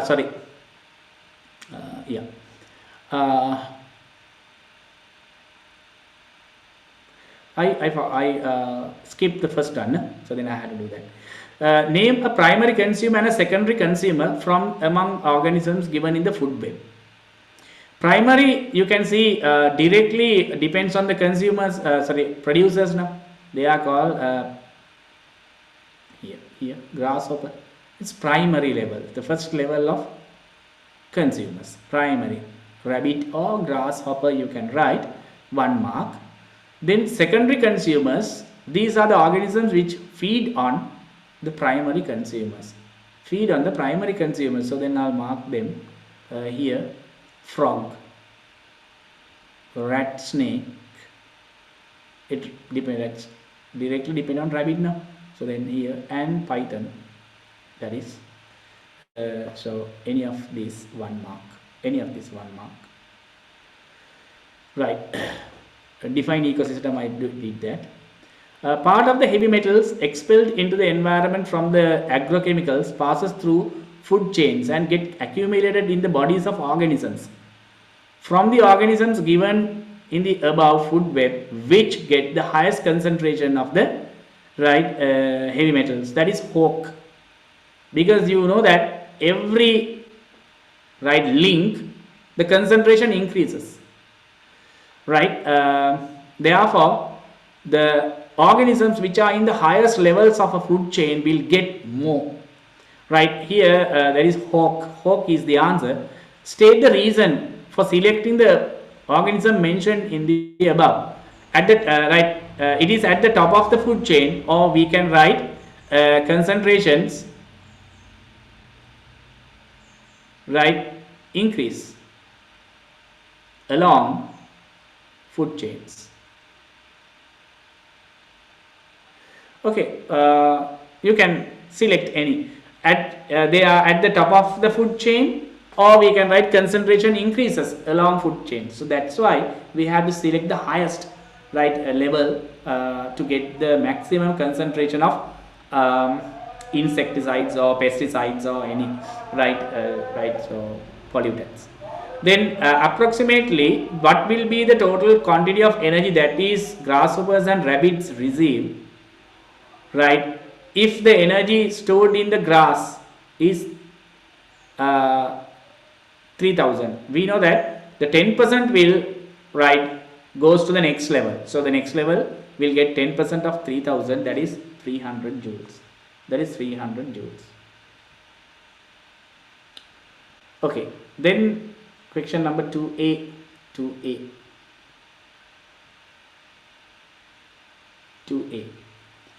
Following diagram shows a setup arranged to plate gold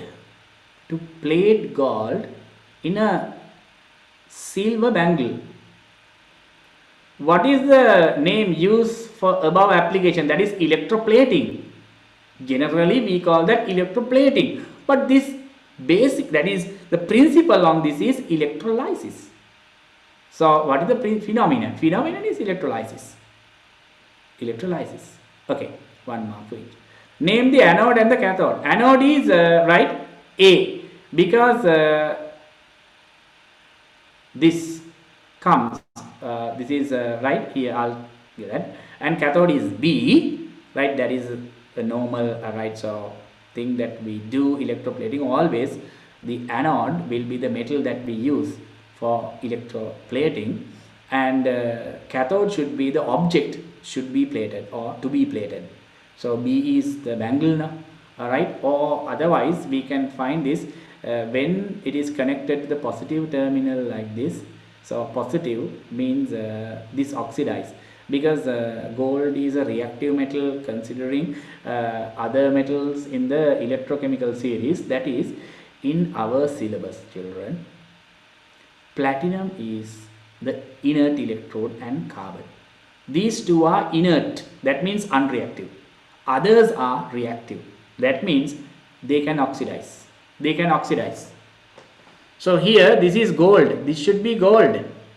Gold is connected to positive terminal, that means the positive terminal attract electrons. Therefore, children, gold will remove electrons and get oxidized here. Therefore, anode is A. That's why I select A. Right. Then these gold right, ions attract to the negative, because this is negative now. The electrons come in this direction, and they take electrons and deposit on the bangle in the form of gold atoms. So therefore, bangle get plated with gold.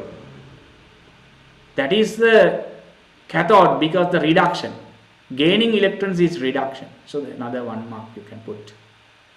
Write two observations that can be made during the process. Anode dissolves, because here A dissolves, we can take A, or anode dissolves. I can give marks for that. So the second is right, there is another observation, that is right, gold color solid deposits on B. That is another. Name C. We know that in electroplating we have to, right, use a solution which gives positive ions of the metal or a salt of the metal. Here gold plus ion should be there. A solution contain gold plus ions or a salt of gold. A salt of gold. Marks given for both. Marks given for both. Got it, no? Right. So then part B.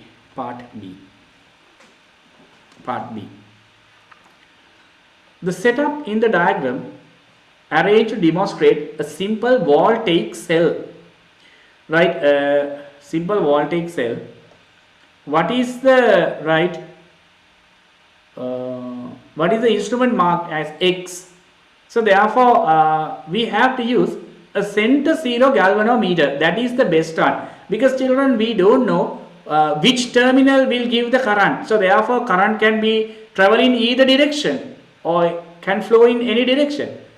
To provide the facility for that, it should be a center zero galvanometer. It should be a center zero galvanometer. Understood? Center zero galvanometer. At the end of this lesson, if I will show you a center zero galvanometer. Right? So I have to find them. Right? So right. Then center zero galvanometer. Right? So anode and cathode we had to find. I told you a metal with higher reactivity can remove electrons. Removal of electrons is oxidation. Oxidation at the anode, reduction at the cathode. So which is more reactive? Zinc is more reactive. In the activity series you have to check this. Zinc is above copper. So therefore zinc is more reactive. Zinc as the anode, and copper act as the cathode because it is low in the activity series. Now zinc is more reactive now. So then anode oxidation, that means zinc remove electrons and become oxidized. Here in this diagram you can see that. And this is sulfuric acid in the solution, and lot of H plus ions are there in the medium. So as I mentioned you, these electrons are removed by zinc, then electrons start to accumulate here. Lot of electrons are now in the zinc rod because zinc remove electrons. These electrons start to travel in this direction, and these electrons come to that copper plate. On the copper plate, H plus ions will go and take these electrons. So then copper is the cathode because reduction takes place. H plus gaining electrons, that is reduction, it gives hydrogen. So therefore this is the next right answer, that is cathodic reaction is this, anodic reaction is this. And what is the direction of the flow of current through the external circuit? So children, you can see the current is in the standard current is in the opposite direction to the direction of the flow of electrons. So therefore current travels like this, that is from copper, this is copper now, copper plate to zinc. Standard current. What is the direction of the flow of current, not electrons, okay? So that is copper to zinc, right? So this is how to put marks, right, for these questions. Okay, then we will go to question number 3. Question number 3. The given diagram shows a solar dehydrator. Dehydration means removal of water, right, to dry vegetables and fruits. It is not used in Sri Lanka because right, but in India, so people use a lot of easy methods without spending that much of money. So India, that habit is there. They use a lot of homemade methods rather than buying things from foreign countries. So that is their mentality.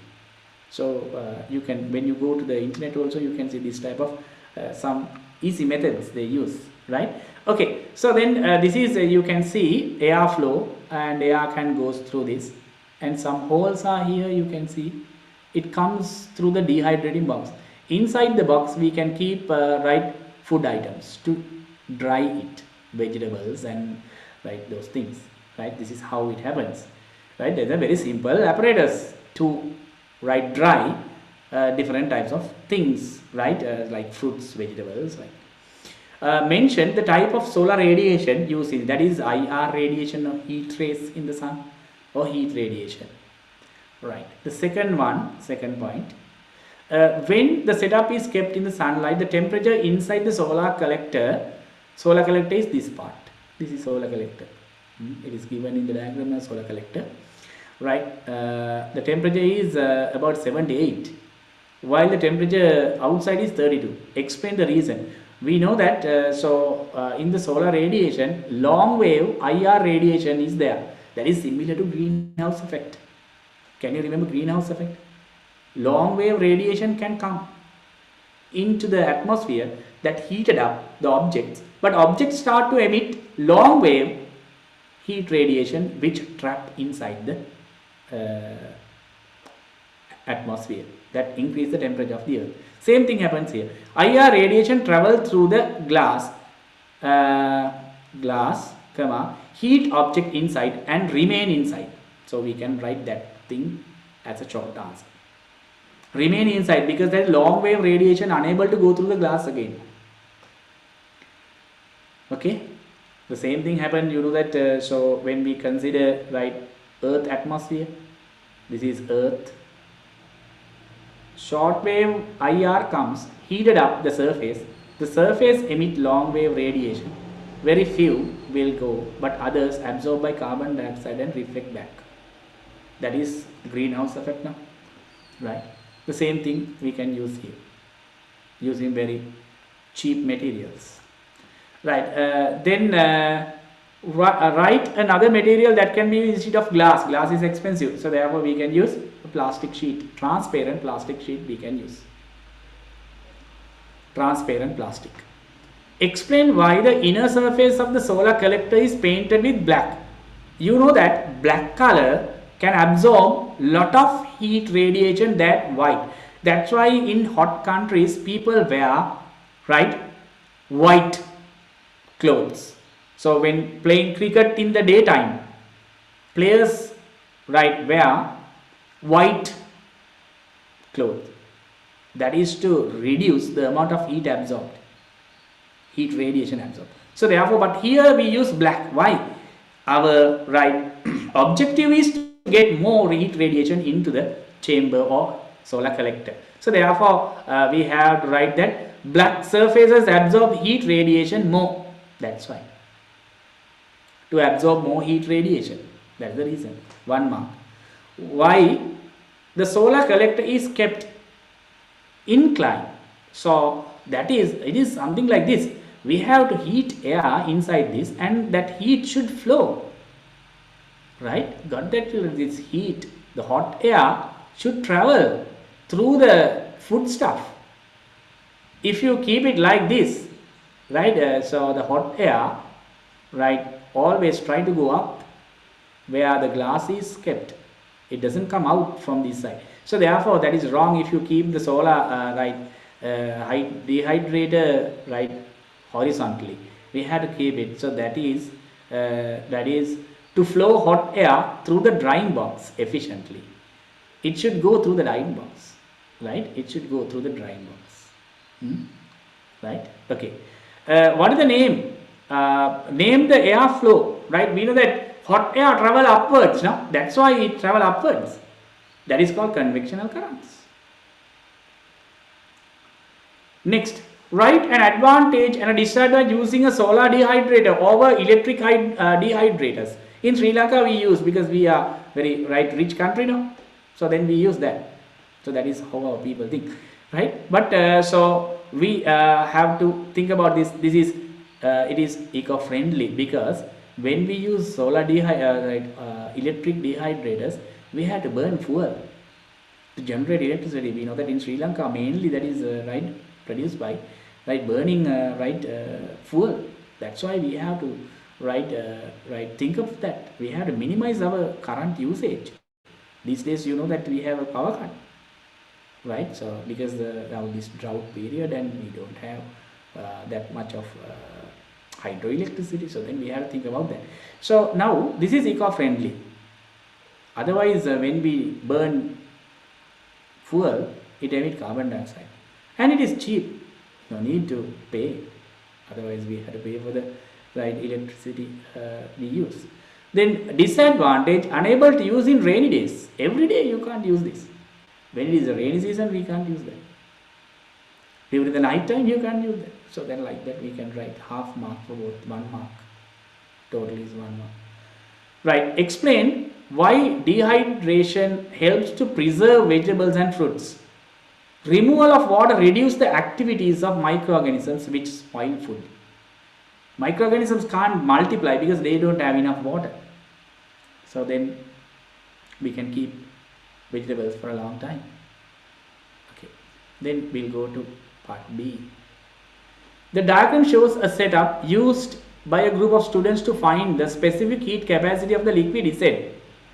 The heat generated by the coil is used to heat the liquid Z in the plastic vessel. Right. Okay. So then here you can see that the battery, from the battery current flows through the coil and the coil get heated up. That heat is absorbed by the liquid.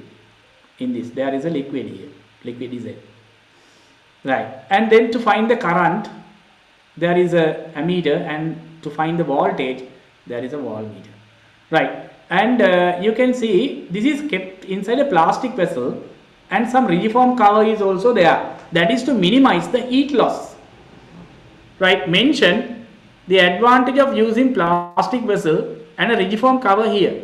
So both prevent heat loss or minimize heat loss. Minimize heat loss to the environment. So 1 mark for that, okay? 1 mark. Right? Physical properties of physical property of the above material make them suitable for this purpose. Heat insulators. They are heat, so they are low, right? Heat conductivity. Or we can write they are heat insulators. That's why we use them. Plastic, right? So very less amount of heat comes out. And rigiform, heat insulator. So that's the reason why we use that. Name the instrument X and Y. X is connected in series, therefore that is the ammeter. Voltmeter is connected in parallel. Y is in parallel, therefore it is voltmeter. Easy.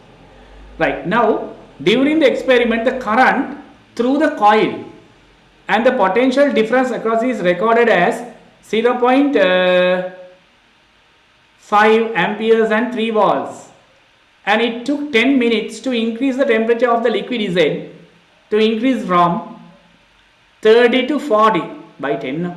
Find the heat generated by the coil in. So then this is the formula. E is equal to VIT. What is V? V is the voltage. I is the current. T is time of passing of current. Time of passing of current. Time of passing of current. Okay. Right. So then, right, voltage is given 3 and current is 0.5, and it is 10 minutes means 1 minute 60. 10 minutes means 600. So then I had voltage is this, current is this, time is 600. So when you simplify this, right, 900 joules of energy is given out, you will get 2 marks for this. Right. Now children, this energy is absorbed by the liquid, because we minimize the heat loss to the environment. This energy is absorbed by water. The liquid is Z. So therefore, the heat absorbed by the liquid is equal to its mass into specific heat capacity into temperature change. But we don't know about this. We have to find that. Heat absorbed is 900. We got that from here. That is 900. And the mass of the liquid is here you can see it is right, 100 grams. 100 grams means how many kilograms? 0.1 kilograms. No? 100 gram means 0.1 kilogram, because 100 divided by 1000. Right? And C, we don't know what is that value. Right? So then the temperature difference here you can see 30 to 40. That means it is increased by 10. When you simplify, or when you subject C, 900 divided by 0.1 kilogram into 10, so you will get 900 joules per kilogram. So then 2 marks for this. 2 marks for this calculation for the fifth part. Right. Okay, children. Now let's go to question number 4. Question number 4. A. Diagram X shows a setup to demonstrate a certain principle of magnetism, and Y shows an apparatus work on that principle. Right. So thereafter you have to find Write the observation when the key of the setup is closed, this key. Then you can see the current travel like this, and current comes like this and goes like this. Okay, so then what is the direction of the magnetic field here? That is north to south, downwards. This is the direction, downwards. Okay, then you have to apply the Fleming's left hand rule, like this. Fleming's left hand rule, keeping your thumb, the first finger and the second finger perpendicular to each other, and then you have to direct your right middle finger or the second finger in the direction of the current, and the first finger or the index finger in the direction of the magnetic field. Then your thumb will show the direction. When I keep it like that, I can say it goes into the magnet. Into the magnet. Into the magnet. You can apply that, right? So therefore we can write copper wire moves into the magnet. Name the rule, that is Fleming's left hand rule. Left hand rule to find the current, to find the direction of the movement. Third one, what can be observed when the magnet is turned upside down? The direction of the magnetic field is changed now. Then we can see the copper wire move outwards the magnet, outwards, the opposite direction. We can write the copper wire moves opposite direction, correct. You can take 1 mark for that. Fourth one, what is the apparatus given in the diagram Y? That is a DC motor. You can see battery is connected now, positive and negative, so therefore it should work for DC motor.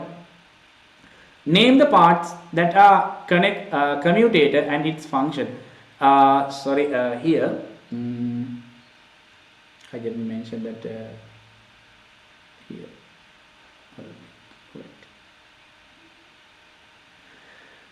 Two half rings, then brushes. Right, what is the function? Right, so then it reverses the direction of the current through wire or coil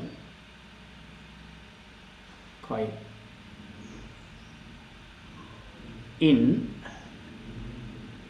every 180 degree rotation to rotate the coil in the same direction. The space is not enough, no? Right, so therefore that is, so then we have to give 1 mark for the two half rings and brushes. Reverse the direction of the current through coil in every 180 degree rotation to rotate the coil in the same direction. So that is another mark. Right, okay. Mark on the diagram Y the direction of the forces acting on the coil when the battery is connected as shown above. So then you have to find, this is the direction of the magnetic field. You have to use the Fleming's left hand rule. This is the direction of the magnetic field, and this is the direction of the current. Current travels like this now.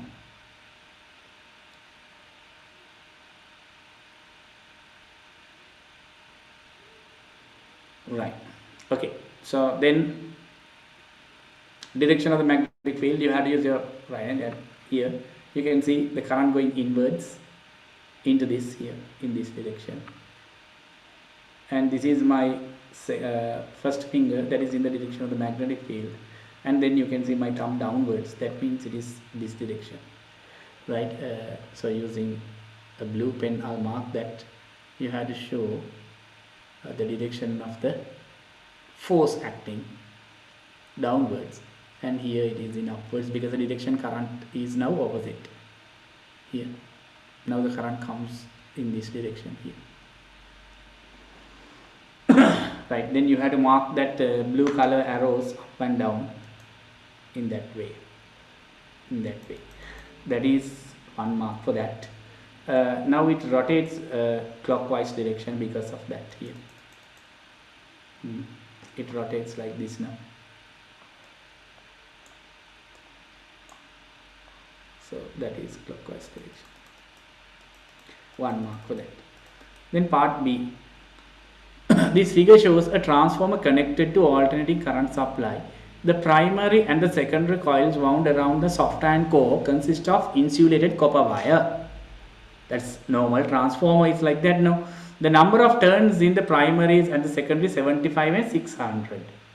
75 and 600. Okay. Then what type of transformer is used here? You can see secondary has more turns, that means the voltage is increased now, that is step up. 1 mark. They mention the reason used to insulated copper wires. You can see the copper wires are connected like this. The copper wire is a, if two coils or turns come in contact, so then the current can travel in the shortest path. That means short circuited. So therefore, to avoid getting short circuited, we have to use insulated copper. Copper is insulated using a certain waxy substance. So that is to avoid getting short circuit, to avoid getting short circuited. To avoid getting short circuited, right? Why? The iron made soft iron. So then we know that during the current passing through this coil, this become a magnet. So the magnetic field lines will form, but most of the lines like to travel through the soft iron. So therefore, we can increase the magnetic field touching the secondary coil. To increase the magnetic field touching the secondary coil. Secondary coil, more field means more current will induce. That's why. So therefore, we have to make it more efficient. We have to wound the two coils on a soft iron core to increase the magnetic field touching with the secondary. What is the cause of the magnetic field in the soft iron? It causes a current in the secondary. Induction of a current in the secondary. That is the cause. Right. The next is find the output voltage induced in the secondary coil. So this is the formula. Voltage of the primary divided by voltage in the secondary is equal to number of turns in the primary divided by number of turns in the secondary. That is, voltage ratio is equal to turn ratio. Voltage ratio is equal to turn ratio. Voltage of the primary 15 volts and voltage of the secondary we don't know. Primary coil 75 and secondary 600. When you simplify this, you can see that is 75. This is 1 and 5. Yes, 120. Correct. That is the value.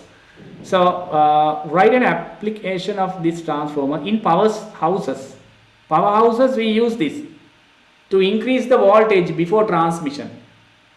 To increase the voltage before transmission. In powerhouses we use this. 1 mark. Okay children, now we can go to question number 5. Right. Name P, Q and R. You can see these muscles tissue is there. First one you can see that heart is given and this is attached to bone and this is in digestive tract, which is not so attached to bones. Name P, Q and R. P is cardiac, Q is skeletal, R is smooth muscle cells or muscle tissue. Then 3 marks. Out of these tissue, which function voluntarily, which can be done by the organism, which can be controlled by the organism, that is Q only. Skeletal muscles can be controlled by the organism, others can't.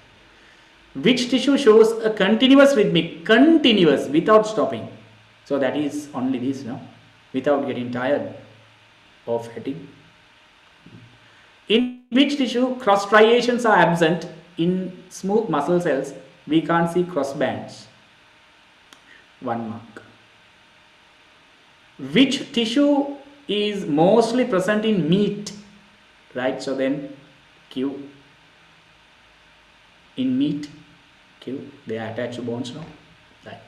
Write one similarity and a difference between P and Q.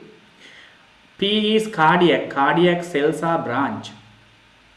Q is right skeletal. They are unbranched. Then cardiac one nucleus. And here many nuclei. Many nuclei. In cardiac, intercalated discs are present. In skeletal, no intercalated discs. So like that you can write any right difference. And then similarity.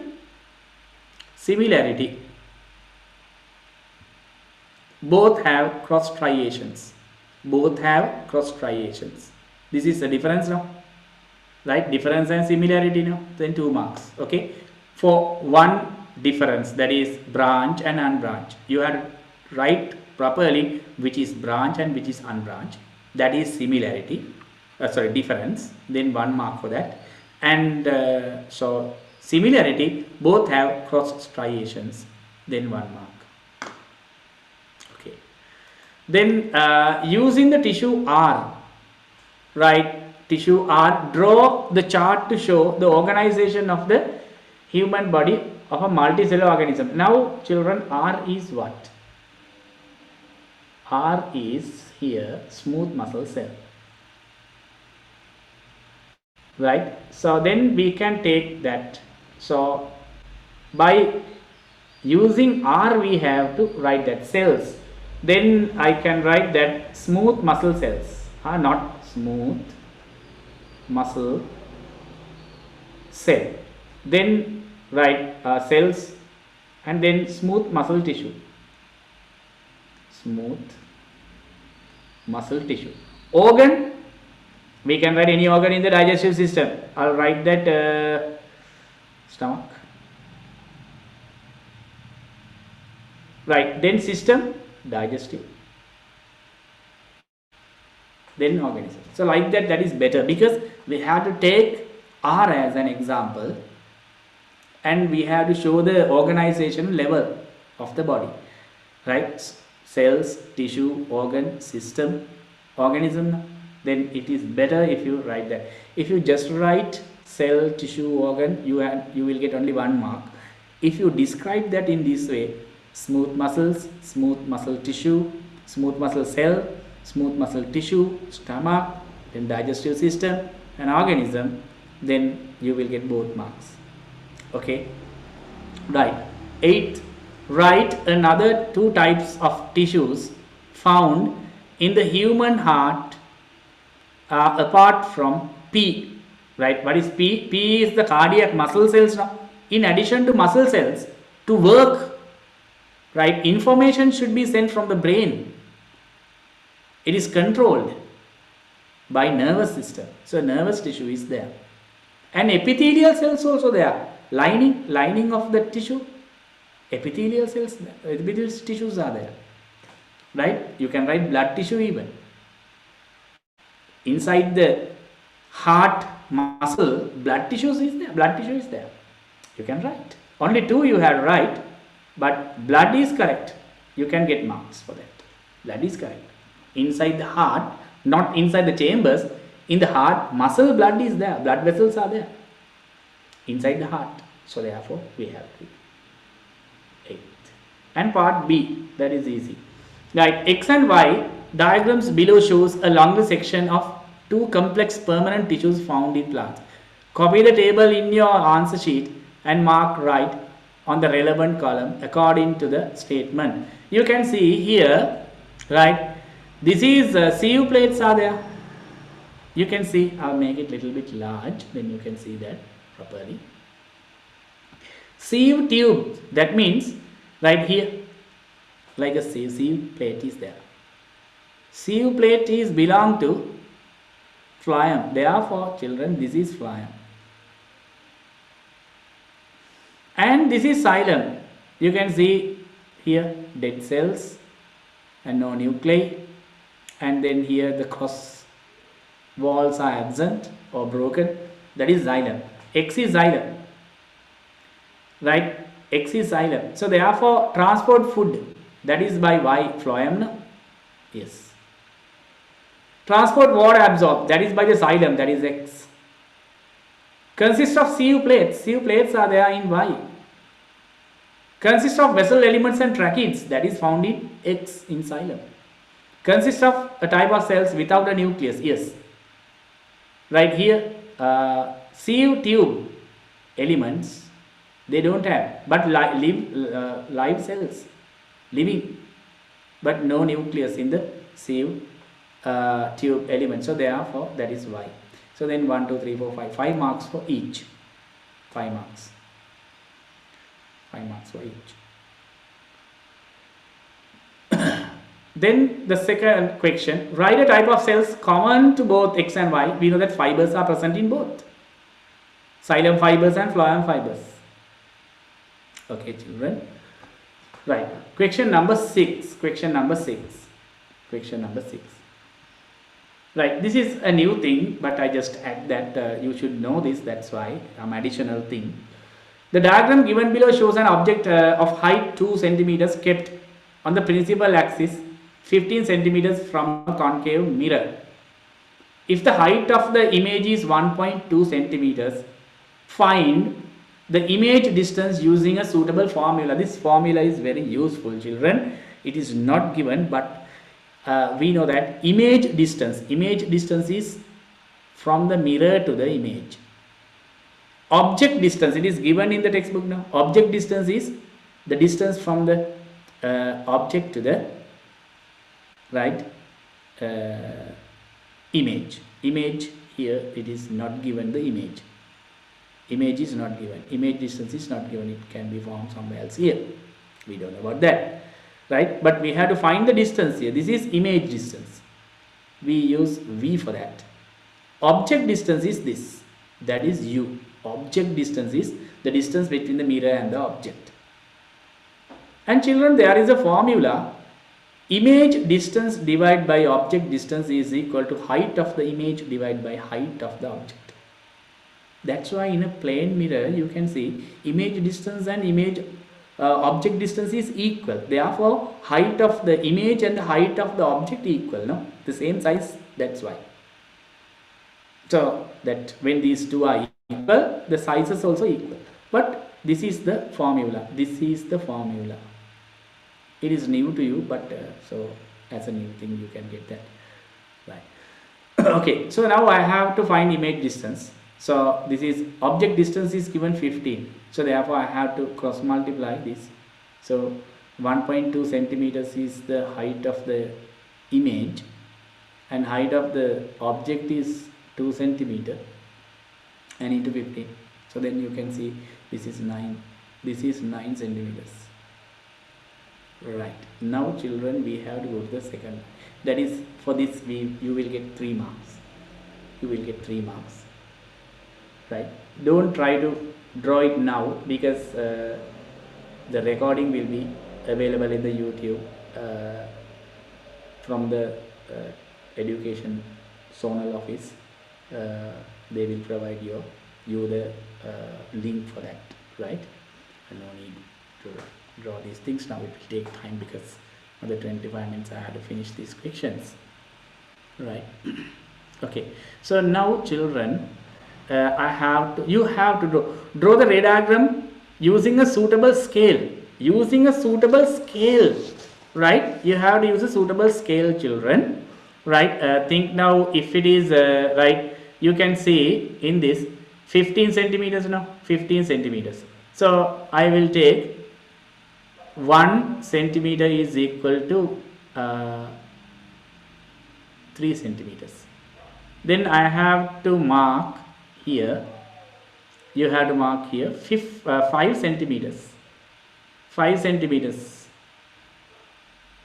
Then I can keep the object here. That is how to do this. Right. Okay. and then that is 5. And what is 9 centimeters means you have to keep here 3 centimeters. You have to keep the image, but its height is given, so therefore you have to be a little bit careful. This should be 2 centimeters, right? So then we have to draw it like that, 2 centimeters, right? According to the scale you have to draw that, and then this will be a little bit smaller, right? According to that you have to. Now children, look at it. Now I am going to draw the relevant rays, right? But I don't know what is the focal length, but we can draw it. Look at it. If the ray comes parallel to the principal axis like this, it should go from this point, no? It should go from this point like this. Okay, so like that, according to a scale you have to draw this, and then it should go like this, and then it comes in this way. That's how the image is formed. So this is very important, right? This ray I indicated 1 and 2 parallel, and it should go through the highest point of the image, right? So that is the second ray, and we know that this point should be the F. Then you can measure the focal length. Right? So draw a ray diagram to a suitable scale for the formation of the image and find the focal length of the mirror. If you draw that in your answer script, you will get that, right? Accordingly, you will get that this distance is 2 centimeters. This distance is equal to 2 centimeters. It is not 2 centimeters because there is a certain scale, right? If you measure that 2 centimeters. So children, if you draw this diagram properly, you will get another 3 marks.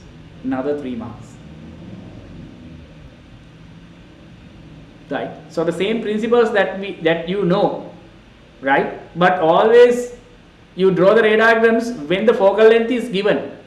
But when the focal length is not given, and you are provided with the height of the images and height of the image and the object and the distance, then you can find what is the focal length.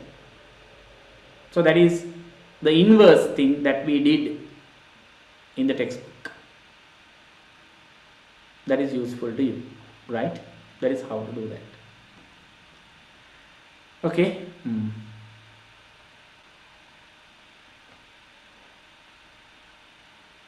Like this. The second ray, I use that. 1 and 2, the first one, that is the most important one to get the focal length. Okay. Then write 2 features of the image not mentioned. So then you can see it is inverted and real. It is not given in the description. No? It is inverted and real. So then you will get 2 marks for that. Right. 5th one, if a candle is used to as the object OB, explain how you find the location of the image practically. How you get the location of the image practically, right? That is right.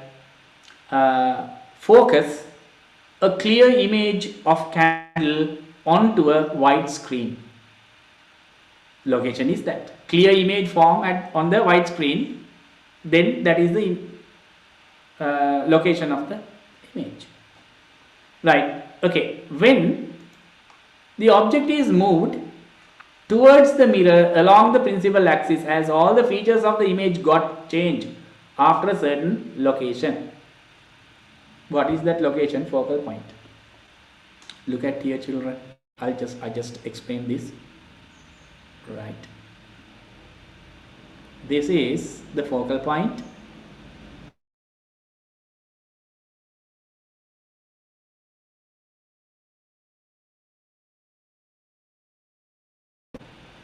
Right, I'll keep it here. So then this is the image. You can see here. It's like this.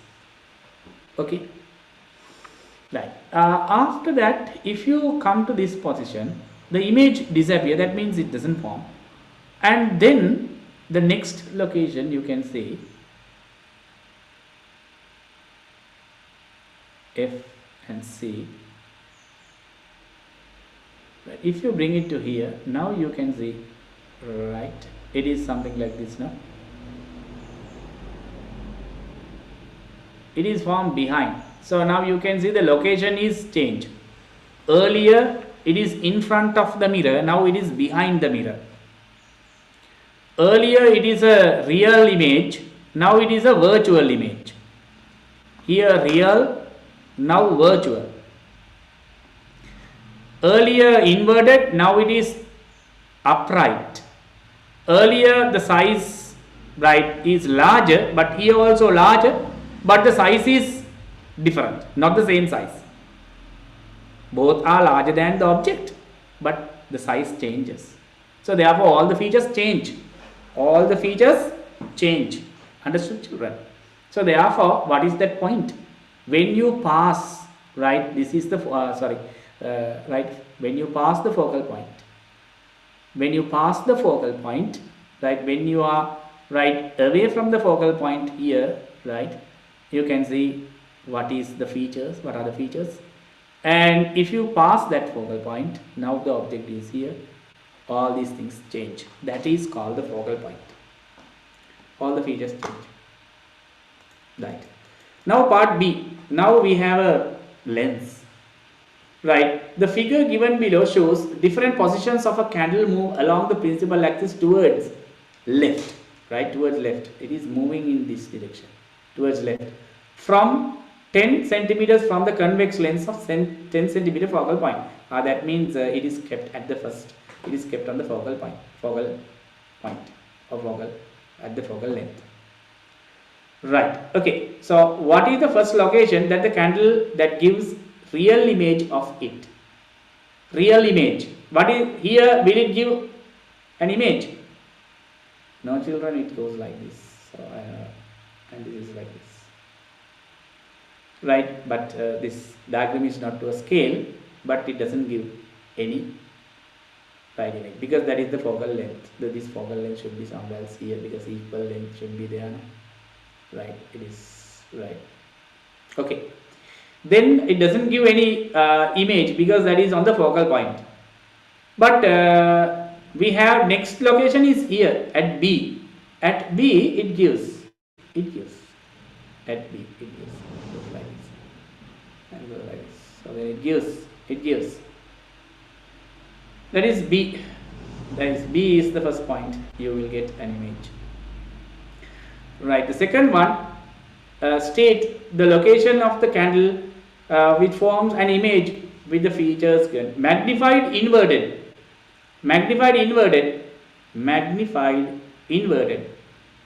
Right. So that should be inverted. Then magnified inverted means this is focal point, and this is twice the focal point, and here you can see it is right, not on the same place, no, right, it is C, right, that is beyond the focal point 2f. Beyond 2f means it gives diminished, right, it gives a diminished, right, one. Okay. So then here magnified inverted image is given in C. Actually it is, we have to write that between B and C, position between B and C. B and C.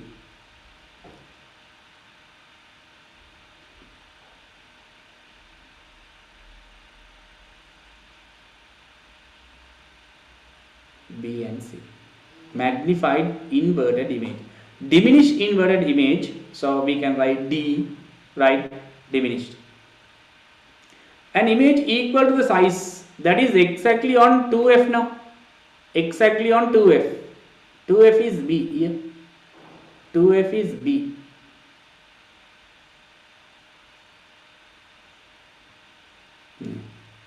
An image doesn't form at A. Upright image is not given in any of these locations. So then you have none, right? So therefore 5 marks. 1, 2, 3, 4. Then here you have to show a line, that is no image is formed, right? No such place is given, right? Then 5 marks for that, right? For a certain location of the object on the lens, act as a simple microscope. Draw a ray diagram relevant to that. That location is not given in the diagram, so therefore you have to show that this is F, 2F, this side F, 2F. This is the location. This is there in your textbook. When it is between focal point and the center of optical center, that is C, then if a ray parallel to the principal axis, it will go through F, and if it is through optical center, it goes like this. Then you have to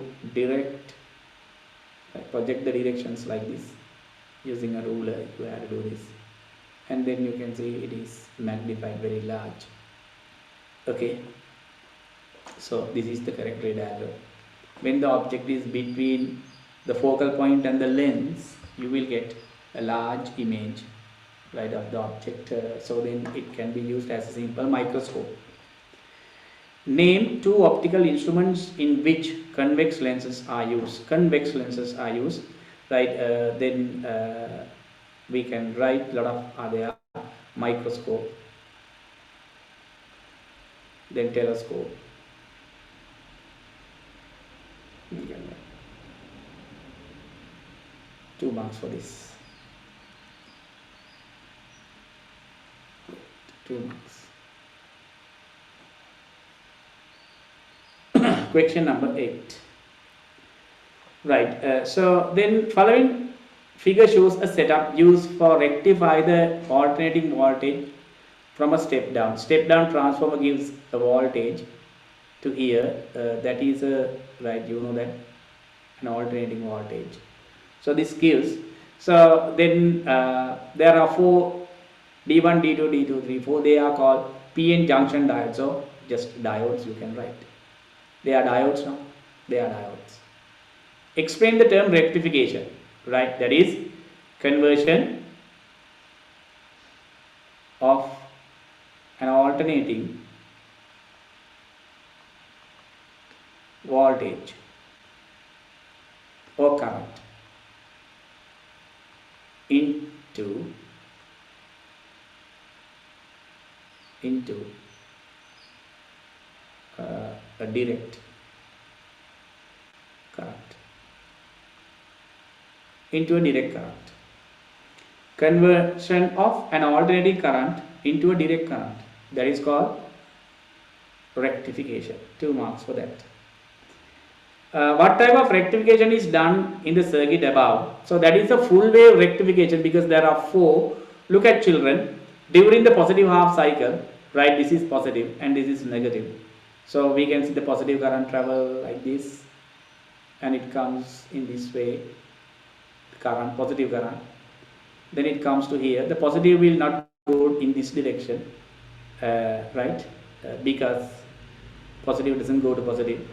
And these are the forward biased, right? It comes to this, then the current travels like that. So it doesn't goes in this direction, because this diode given here is reverse biased, and this diode also reverse biased during the positive half cycle. The arrow should be the same as the positive current goes. And during the next half cycle, then the direction of the current become opposite.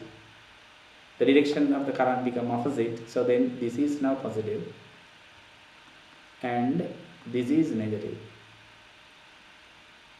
Then the current goes like this, positive will come, and this is forward bias. It doesn't go in this because it is reverse bias now. Forward bias, and then it goes in this way, and it comes and it goes towards the negative.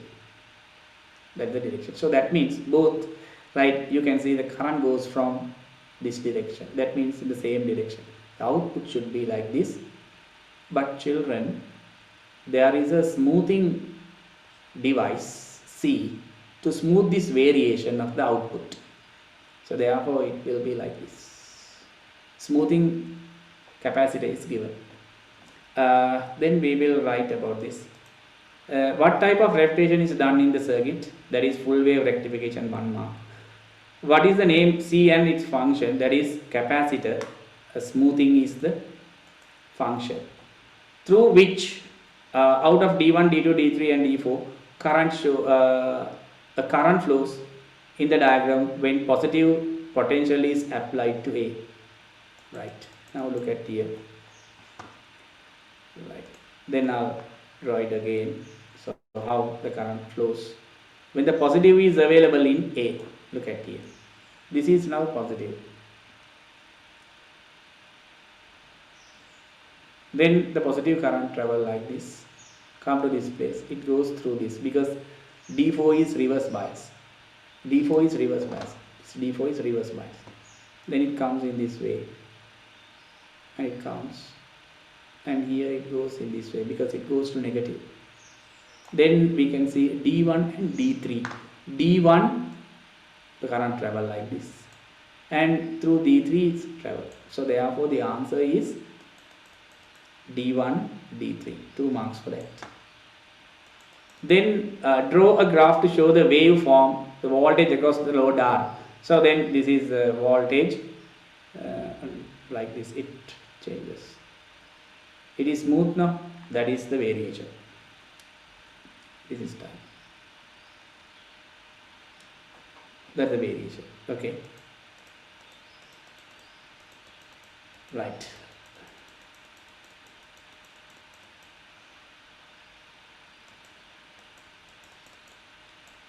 Next is right. So the circuit in the figure is arranged to demonstrate the function of a transistor. What is the type of the transistor given here? So you can see this is positive. The positive comes to this, and also the positive comes to the base in this direction. So therefore this is P type, and you can see N is negative is given to this terminal. That should be N. So therefore this is definitely N. This is NPN transistor. NPN. From the voltages supplied you have to find that, children. From the voltages supplied you have to find. When the negative is given to the emitter, that means it is N type. It is N type. And the positive is given from this side to the base, that means it is P. So like that, from the voltages available in the terminals, you have to find what is the type. That is NPN transistor. Name the component R and its function. Right. That is a variable resistor. That is half marks for that. And its function control, right, base current. So here you can see base voltage,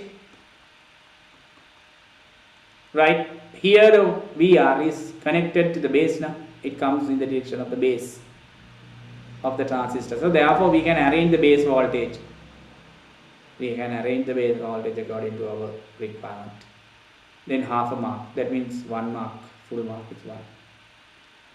Right. What is the nature of the resistance of LDR if low light intensity? When low light intensity, this should be high.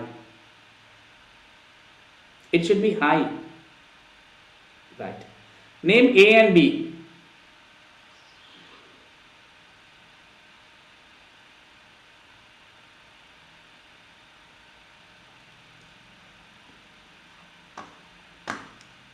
Okay.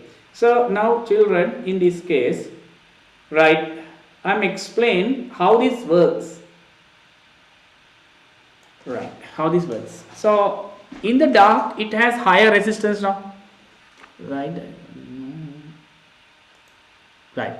So in the dark it has, so when light falls, that is in the daytime, Low resistance. Low resistance means this negative comes through a low resistance. That means high negative will be applied. The positive has to come through a large resistance. The positive will not be available. That means when positive is not given to the base, when it is a NPN transistor, this should be forward bias now to conduct a current. That means this is positive and this is negative to conduct a current. But now when light is falling on the LDR, low resistance, so therefore negative will apply here. When the negative is available in the base, that will not conduct any current through the collector. This is collector, right? No collector current, the bulb will not light up. But if you close this with your finger, that means this is in the dark, this is in the dark, and then the resistance will very high, therefore the negative will not go, the negative will not go to the base. Now the positive can come to the base. When the positive is given to the base emitter junction will be forward bias, the current start to travel, the light ups the bulb. That means in the dark the bulb light, right? So when the light is available, the bulb will off. So that is a switch, that is a switch, right? Okay, no, right? So then this circuit, right, this is A is called the output, sorry, A is input circuit, B is output circuit. This is given in your textbook. Which function of the transistor is used in this occasion? As a switch, as a switch, as a switch. Explain how to adjust the circuit for the demonstration. For the demonstration, first what you have to do is close the LDR, the top of the LDR with the finger, and adjust VR, adjust VR until the bulb lights up. That is how to do that, right? So here first point is close the top of the LDR with a finger, then adjust VR until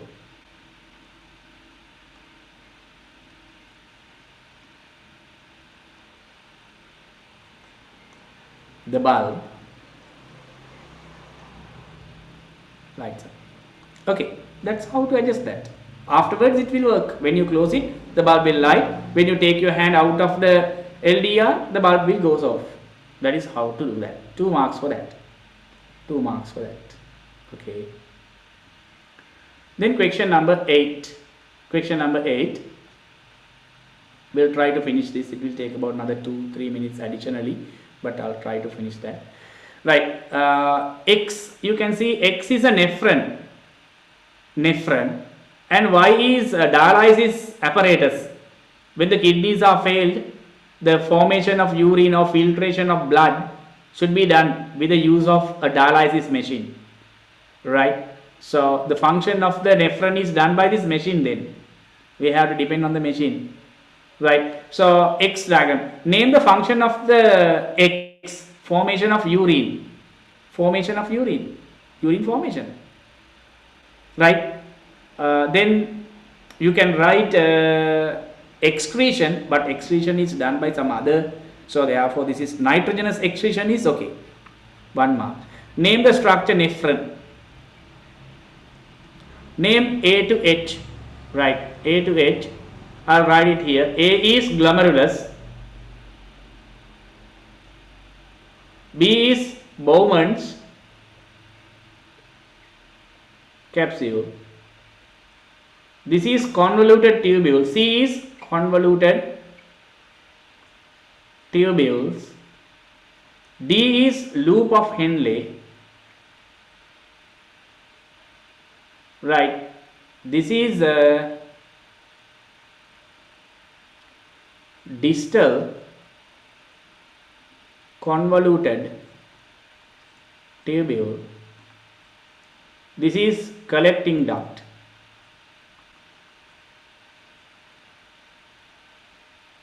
Collecting duct. G is afferent arteriole. H is efferent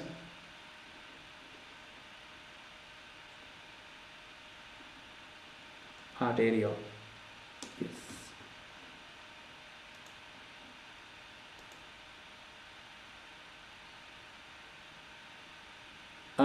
Filtration of blood, filtration of urea from the blood, it is okay.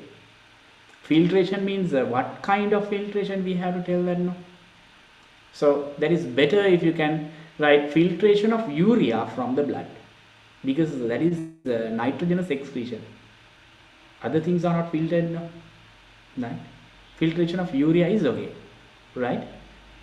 That can take that, but please write that, write urea from the blood. Okay, name parts A to H. These are A to H. So then there are, I think, eight names A to H. No, yes, right. 1, 2, 3, 4, 5, 6, 7, 8. Half into 8. Then you will get 4 marks for this. Half into 8. You will get 4 marks if you put them correctly. Write the difference between the structure of G and H, which help for the function of A. Right, now you can see the size here, the diameter of H is higher than the diameter of, right, sorry children, this is right, afferent arteriole, because the blood comes into the, through that. This is efferent, right, efferent. So then afferent size is large. That means when the blood comes, lot of blood will come, but there is a small, right, opening to go out. So therefore inside the glomerulus the pressure will build up and it helps the filtration. It helps the filtration. So therefore difference now. They ask what is the difference between G and H, right? G and H. Then G is small diameter, H large diameter, large diameter. Okay, large diameter. Then Y. Diagram Y shows a function of X done by a machine due to the certain diseases, certain disease associated with the particular organ. Name the disease, right? That is kidney failure. Or we can write CKD, chronic kidney disease, CKD, kidney failure or chronic disease. 2 marks for that. Mention 2 reasons for the above, right? So then we can write sometimes, that is write heavy metals, right? Then different medicines, certain medicines can damage the kidneys. That's right. Okay. Right. Then part B. The figure given show a functional unit of the system in the human body. Which system is this the functional unit? That is nervous system now.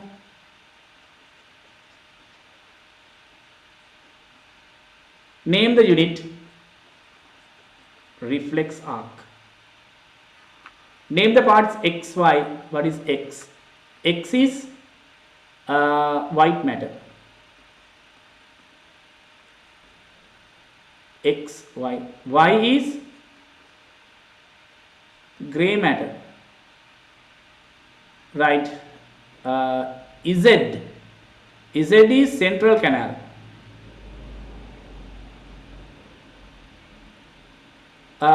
Then L is cell body of sensory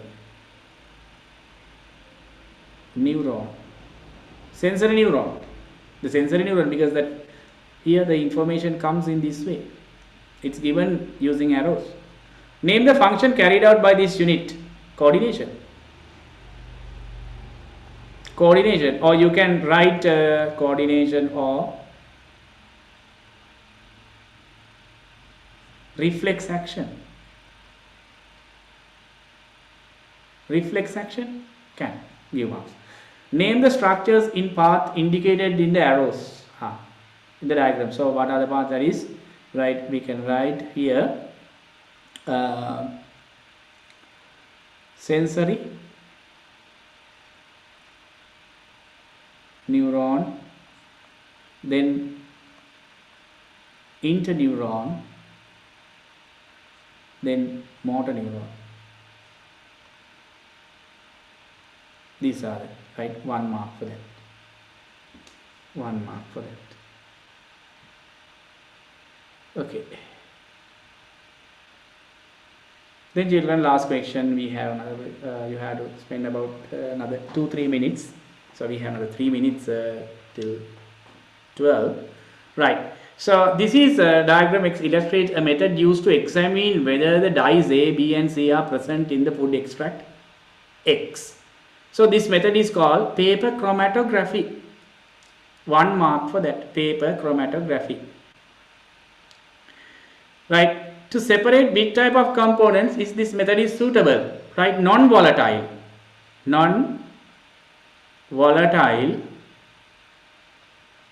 components. We can't use volatile separate. Non-volatile components can be separated. 1 mark. What is why in the setup? That is suitable solvent. We have to use a solvent. The solvent start to travel upwards with the components.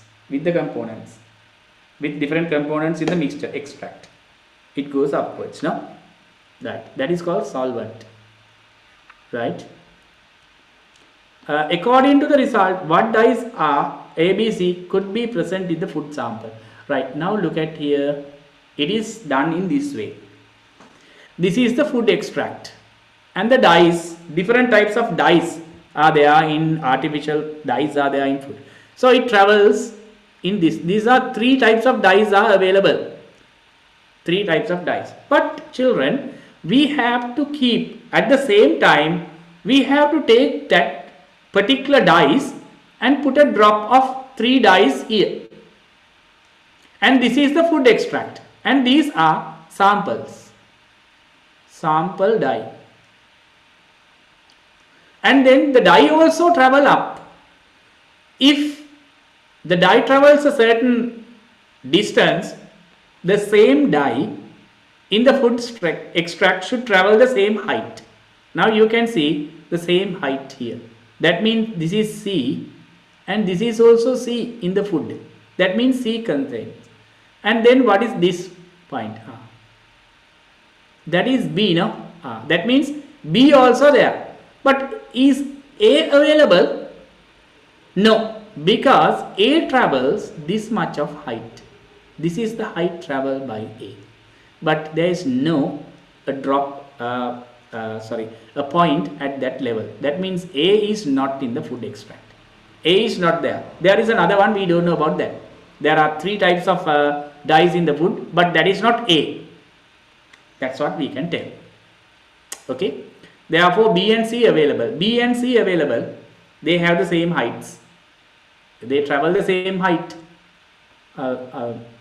Erase this, right? And then you can see this clearly now. Again, you can see this is dye A. It's not available in the mixture here. This is dye B. The same height is traveled by a component, that is A. This is A because this is B. And then another here you can see that is C. That means C and B available in the dye. C and B or B and C available. That is how to find that. This is practically done. Right? So in certain places to find that. Right. Except the identification of the dyes in the food. Stated other use. Right. So then children, you can do this type of thing after the separation. After the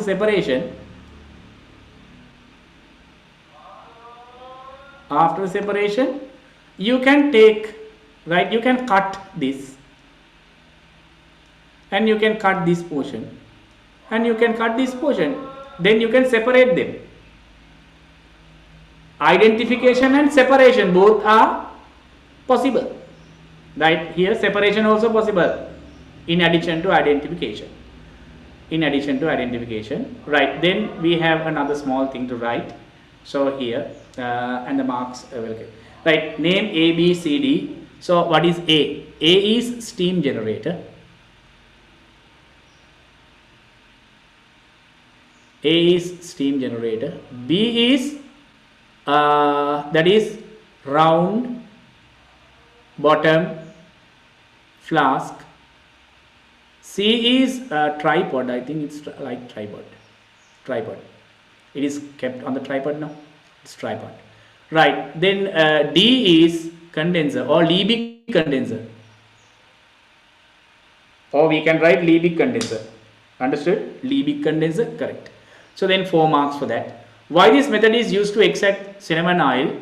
Right. At the boiling point of cinnamon oil, it can decompose. Right? If you heat cinnamon oil, there are boiling points higher than 100 degrees centigrade. Therefore, we have to heat it to high temperature to get the vapor of the cinnamon oil. Then the cinnamon oil start to decompose and its quality will be reduced. Therefore, we can't heat it up to that. What is the function performed by cold water? Here cold water is added to from this point, and it is, that is, it condense the vapor from B. It condenses the vapor from B. Why is cold water is introduced from the behind? So to create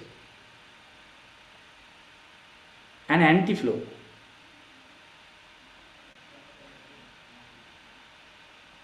Which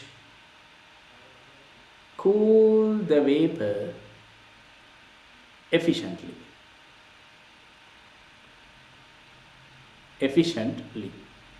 Or we can write to fill the condenser properly with water. That is also acceptable. To fill the condenser with cool water properly.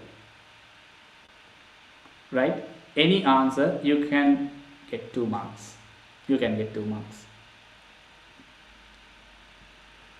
According to the separation of cinnamon oil and water separation, here you can see it is separated in this here container. In this container here it is separated into 2 different layers. Water shown in E and F. You can see certain properties of the 2 liquids. You can see their densities are different, right? Second, we can say their polarity. That's why they separate, no? Right? Polar substances dissolve in polar, because, right, and non-polar dissolve in non-polar, but they are separated, no?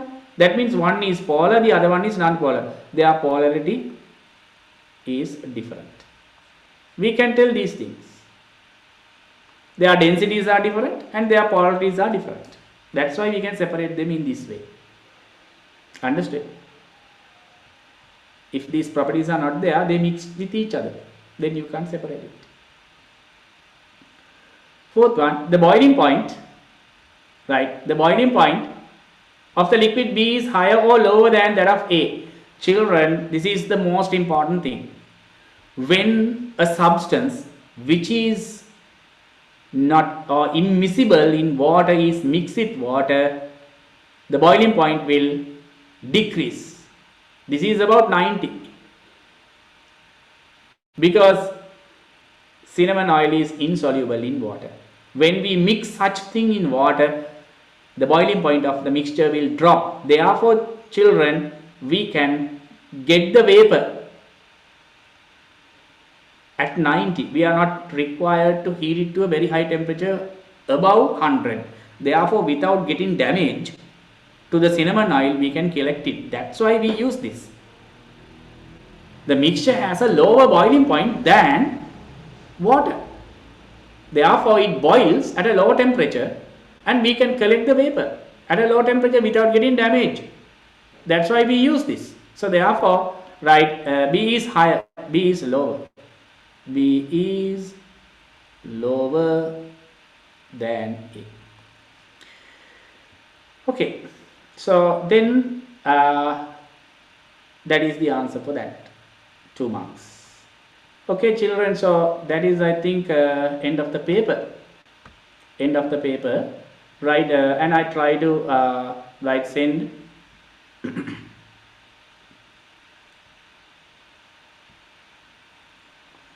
I try to send the copies to the group of your teachers, and thereafter the teachers can give it to you, right? 1 minute, there is for gene mapping.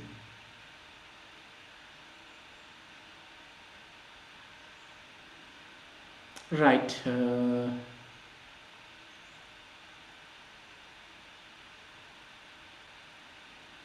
Okay, so then we can stop this for the day, right? Give me 1 minute, children.